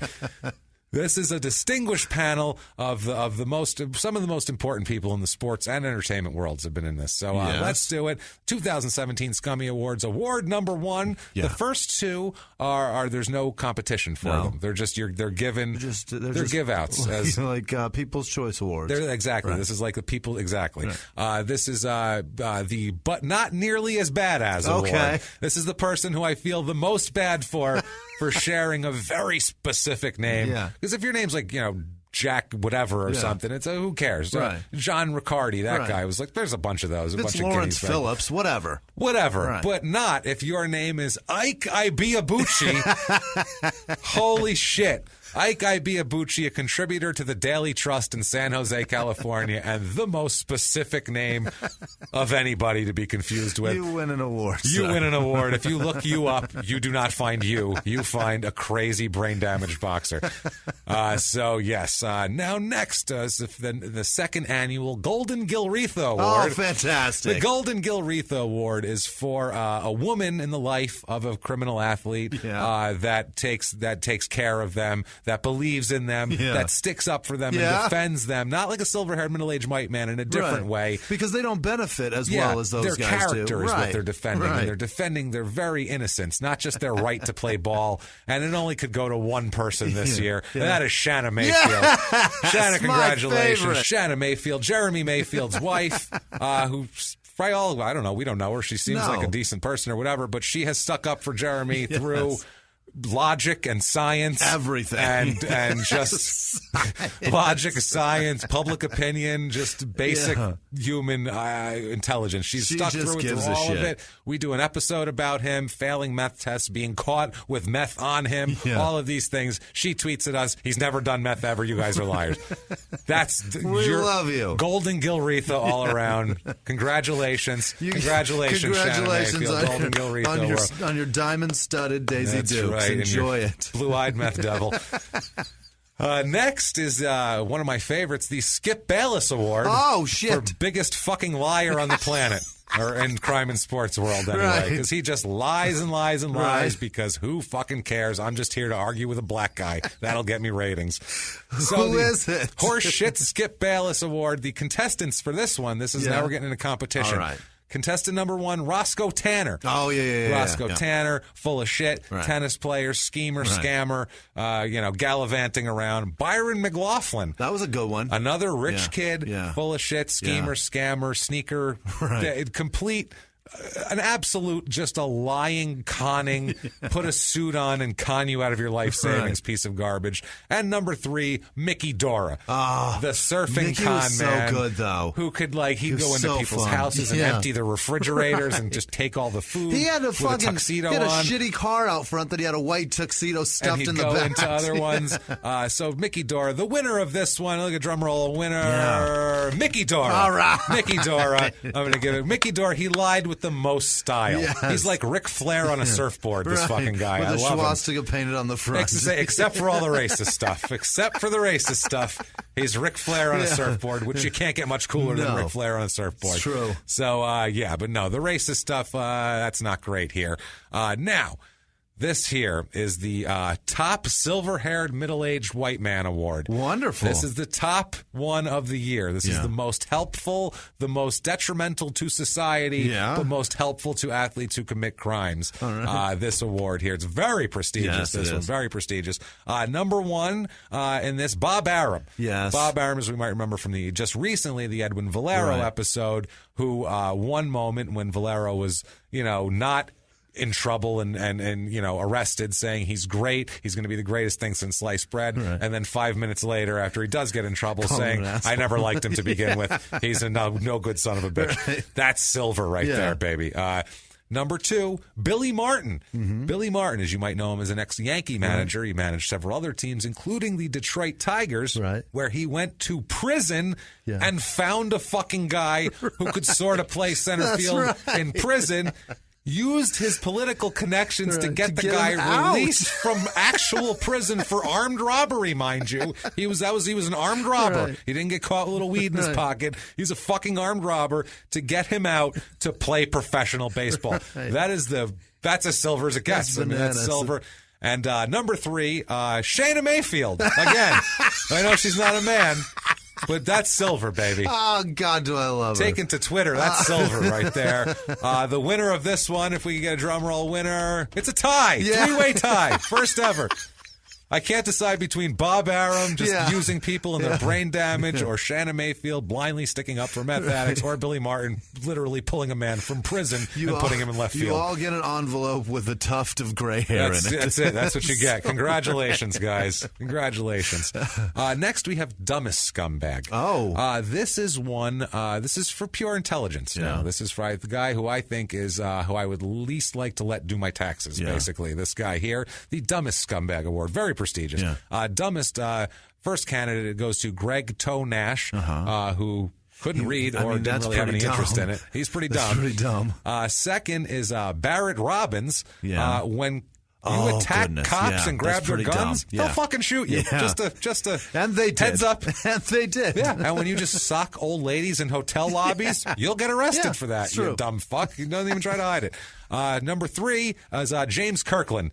James Kirkland. Who is not allowed to buy guns because he's a felon, but goes in a gun show, buys a gun, comes out, then goes, maybe I'll go back in with the gun, and they search him and find the fucking gun, and he gets arrested. I just came back to return it, you guys. It wasn't. I knew it was a mistake, see? That's as dumb as you get. Winner of this one, little drum roll winner, we're going to go Barrett Robbins wins this one. Barrett Robbins. That's pretty dumb. Yes, Toe Nash was illiterate and all that kind of thing. That's not his fault. But the police never shot him in the chest for purely his own actions, being a complete fucking moron.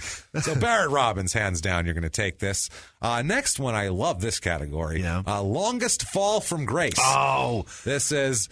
I already know who it is. Where it's was Grace? Be. Where was Grace? Number 1 here is Kelly Lane. Okay. Kelly Lane, we remember the Australian the baby murdering woman. water polo player who almost went to the Olympics, came from a very prestigious family, did all his shit and ended up killing lots of babies and dumping them off and ending up in an Australian prison. And rather than being the golden girl, as she was known, she was then known as the, I don't know, the shit smeared girl.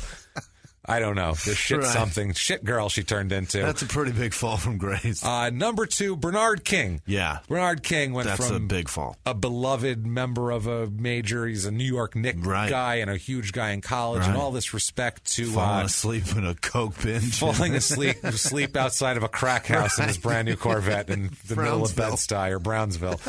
Not great at all. And finally, Riddick Bowe. Okay. Riddick Bowe goes from being the undisputed heavyweight champion of the world. Of everything. All the belts. Yeah. He's on the Fresh Prince of Bel-Air punching Will Smith and knocking him out. Literally having $100 million. He went from that to truck driving and trolling for fucking betting sites. Worse. Trying to get and business. And now he has a GoFundMe to pay his rent. And now he has a GoFundMe to pay his rent. Guys, do we even have to say it? No, we Winner, don't. Riddick Bowe, guys. Bowe. He might be the most accomplished of all the people we've covered. And he ended up in a very lowly place. That's so depressing. GoFundMe. We have a contestant for this year. This is the Cracked Egg Award for most brain damage in a criminal athlete here. This one, contestant number 1 is Rudy Pocek. Rudy couldn't even remember where he parked and shit. He'd drive and they'd be like, "You're not allowed to drive." He's like, "I didn't drive." They're like, "You're holding your car keys. Your car's still behind the wheel. Your foot's on the brake. Like your brake lights are lit up. Just put it in park."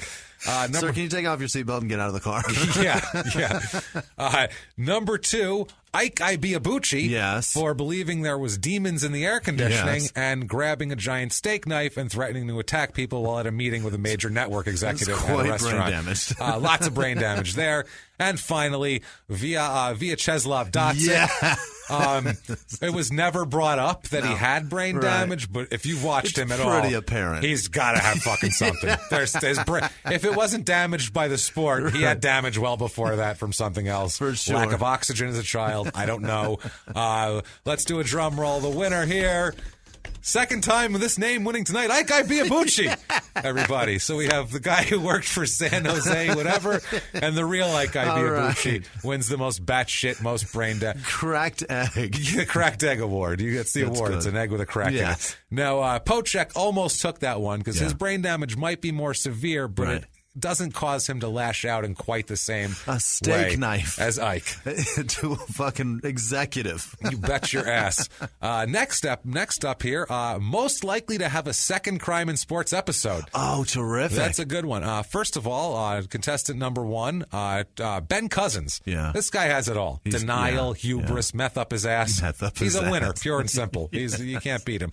Charles Crazy Horse Bennett. That's a solid one. He's always making crazy speeches from the woods asking for money. He's also got to go fund me. He's a crazy fucking guy. His name's Crazy Horse, and he lives up to it. And he hates that nickname now. Oh, yeah, he Boy, does. does he hate it. If you call him that on Twitter, he will rail on you. Sorry, you have a tattoo of it across your chest, dummy. You picked it, dickhead. He fucking tattooed it on his chest. That's your name, dickhead. Right.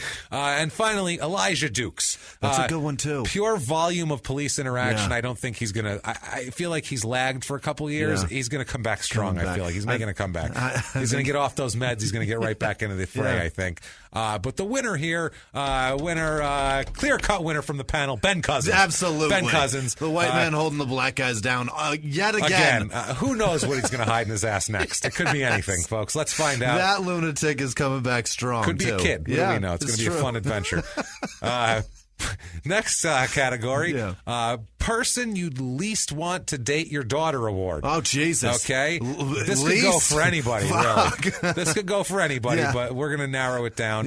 Number one, John Riccardi. John Riccardi, who, but the one positive is you could create a Dave Navarro if you kill his mom. That's true. So that's, we did get a rock star out of it, so that's one thing. Number two, Hardbody Harrison. That's, the wrestler Hardbody Harrison, who stable of hoes, stable of women, forcing them into prostitution. Bad man. She'd be a prostitute, but at least she's an alive prostitute. Right. Unlike if she went out with Randall Woodfield, the I-5 killer.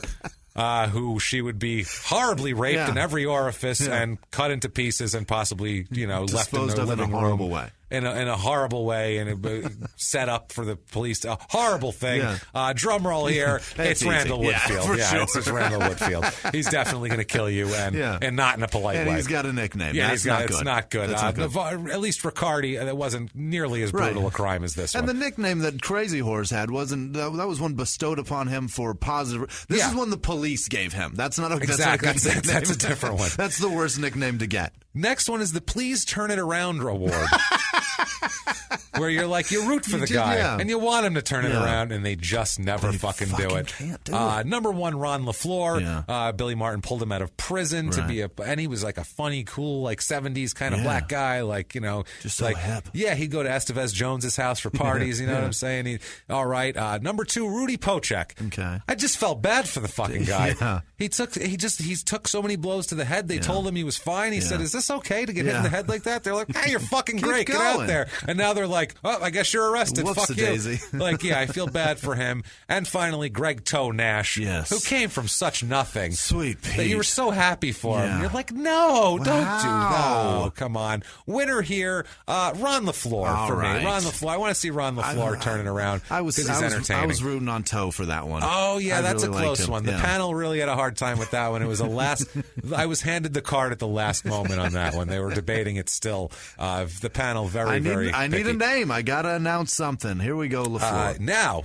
two more left, and one more, and then the big one, Scumbag of the Year after this. Terrific. Most likely to find and kill me, or you, probably me, for putting this together. Most likely. Yeah.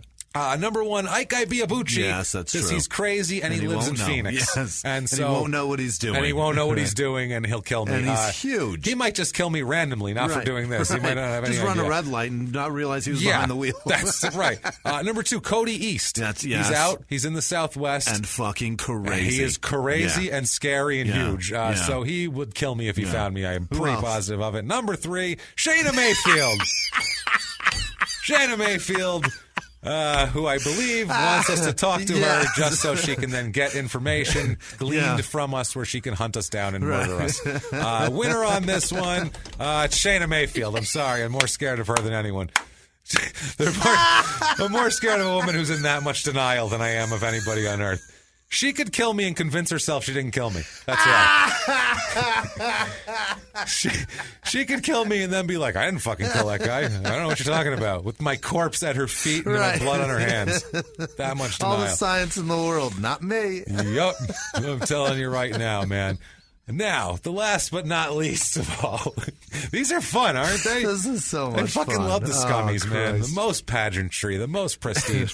Scumbag of the Year. Fantastic. Bum, bum, bum. Scumbag of the Year. This is the one. And this is the one here. It's not just about what you did, but how you did it. And why. A complete disregard for decency and general human nature. Just being awful, and you didn't have to. A horrible person. Yeah. Let's get the contestants now. Right. Contestant number 1, the I-5 killer. Yes. The Oregon something. Right. The Oregon the something. Green Bay Packer. The ex-Green Bay Packer for 5 seconds. Spent way more time killing than he ever did playing football. Randall Woodfield, number 1. Number 2, for good Lord, first doing 2 sexual assaults in the 80s on underage girls, then seeking out, finding his long-lost 15-year-old daughter, recruiting her to his house, molesting her, and having sex with her repeatedly for 10 fucking years.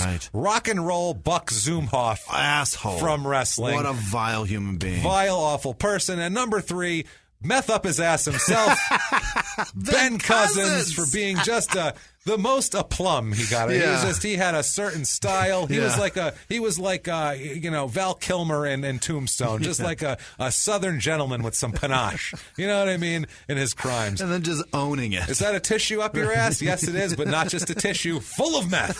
4 grams. Let's see who wins Scumbag of the Year. This is a big one. Everybody's waiting for it. People are in prison on bated breath. There are people with bets on this thing. Oh, you know it, man. It is. It can only be one person. Rock and roll Buck For Zumhoff. sure. You don't recruit your fucking daughter to then come on to her and rape her and repeatedly keep her from leaving, too. She wanted to get married. She wanted to leave. Had sex with her to the point where she never healed from injuries.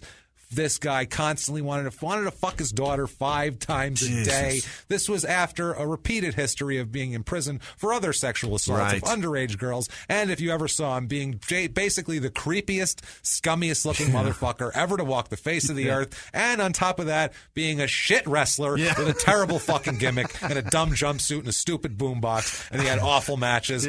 Rock and roll, Buck Zumhoff, you piece of shit, scumbag of the year. Congratulations. All right.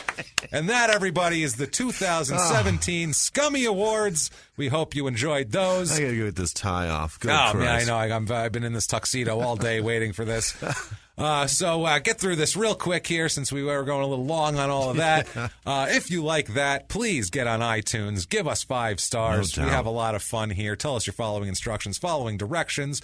Also, you can go to patreon.com/crimeinsports to make a donation, or go over to PayPal and use our email address, crimeinsports@gmail.com, to make a one-time donation. You can go to crimeinsports.threadless.com for all of your crime and sports and small-town murder needs. Fantastic. Don't forget Boston, February the 18th. 4 o'clock is Crime and Sports. 1 o'clock is Small Town Murder. The 7 o'clock Small Town Murder is sold out if you see that on the site. March 25th, Stand Up Live in Phoenix.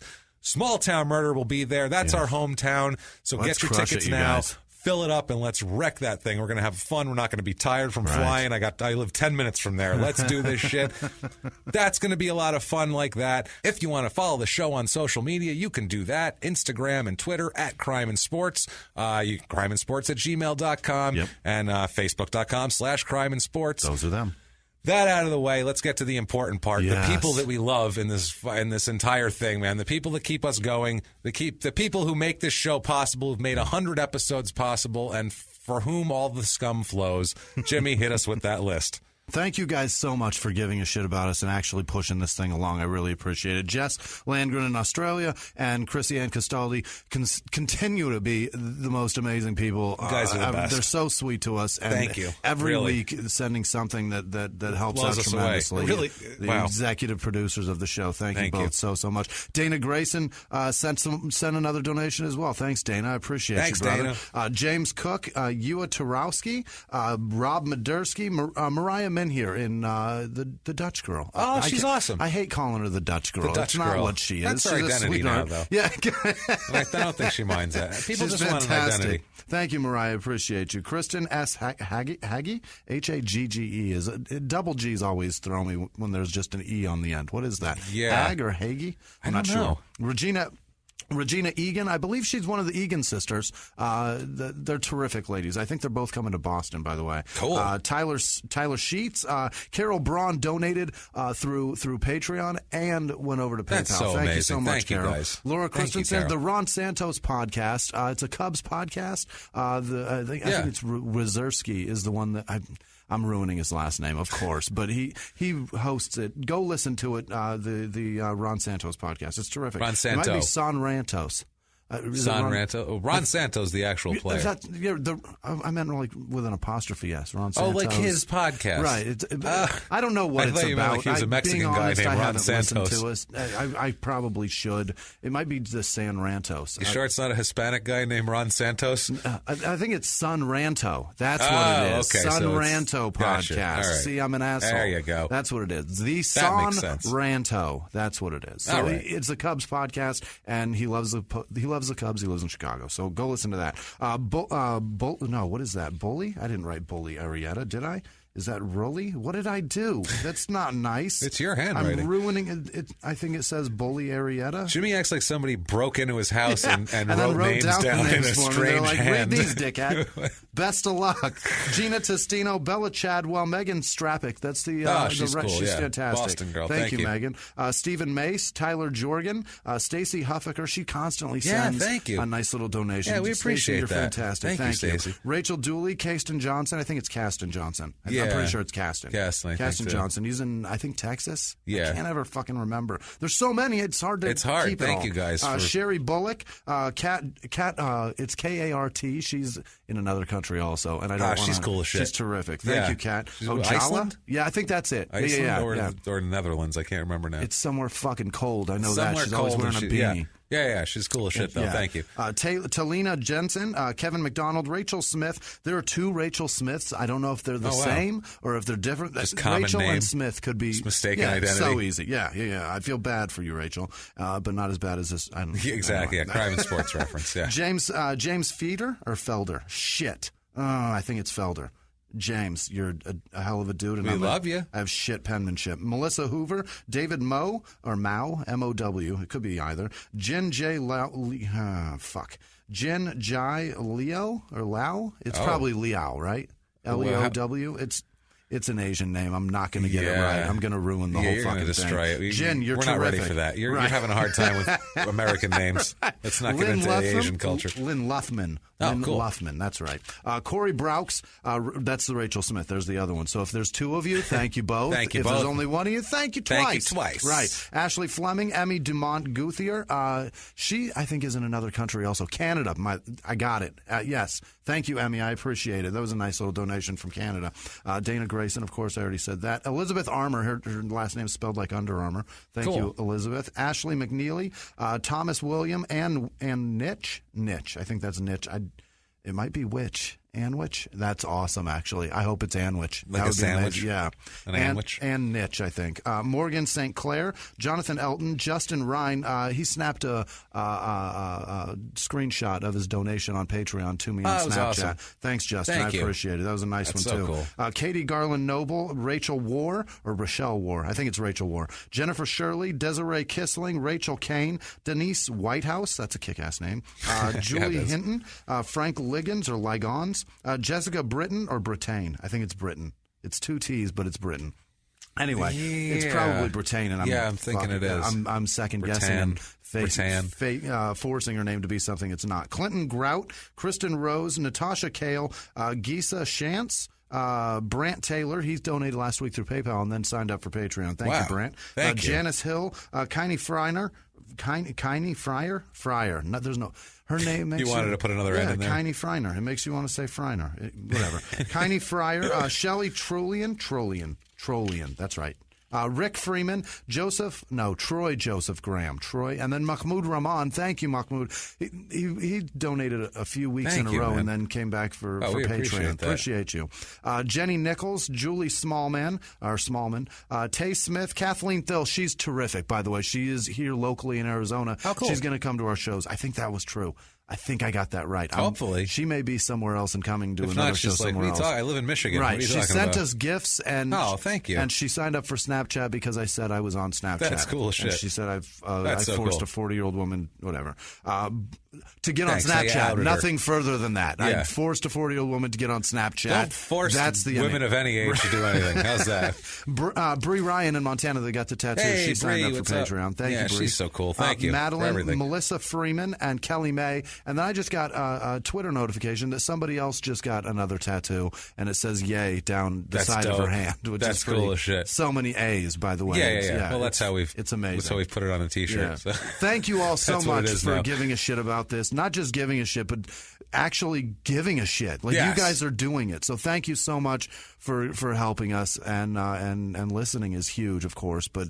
This part is we really do appreciate it. You guys are amazing. Thank every single one of you. Yeah. Thank every one of you bastard crazy sons of bitches for that. Honestly, like we've said, 100 episodes couldn't have been done without you guys. It's true. We really couldn't. Thank you guys. Even back when it was just a little bit like to cover index cards and stuff, like it was needed. And thank you guys so much for that.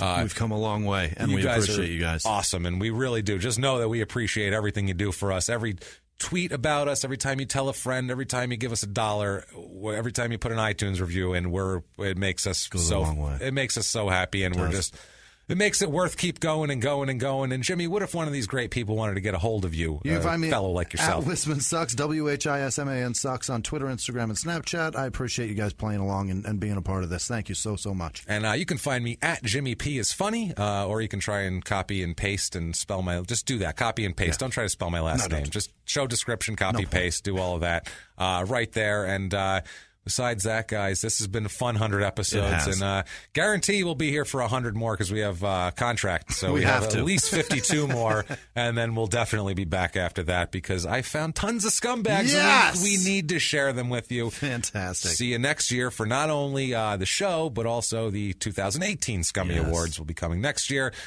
With all of that said, Happy New Year. Happy New Year, live from the Crime and Sports Studios. We will see you next week. Bye.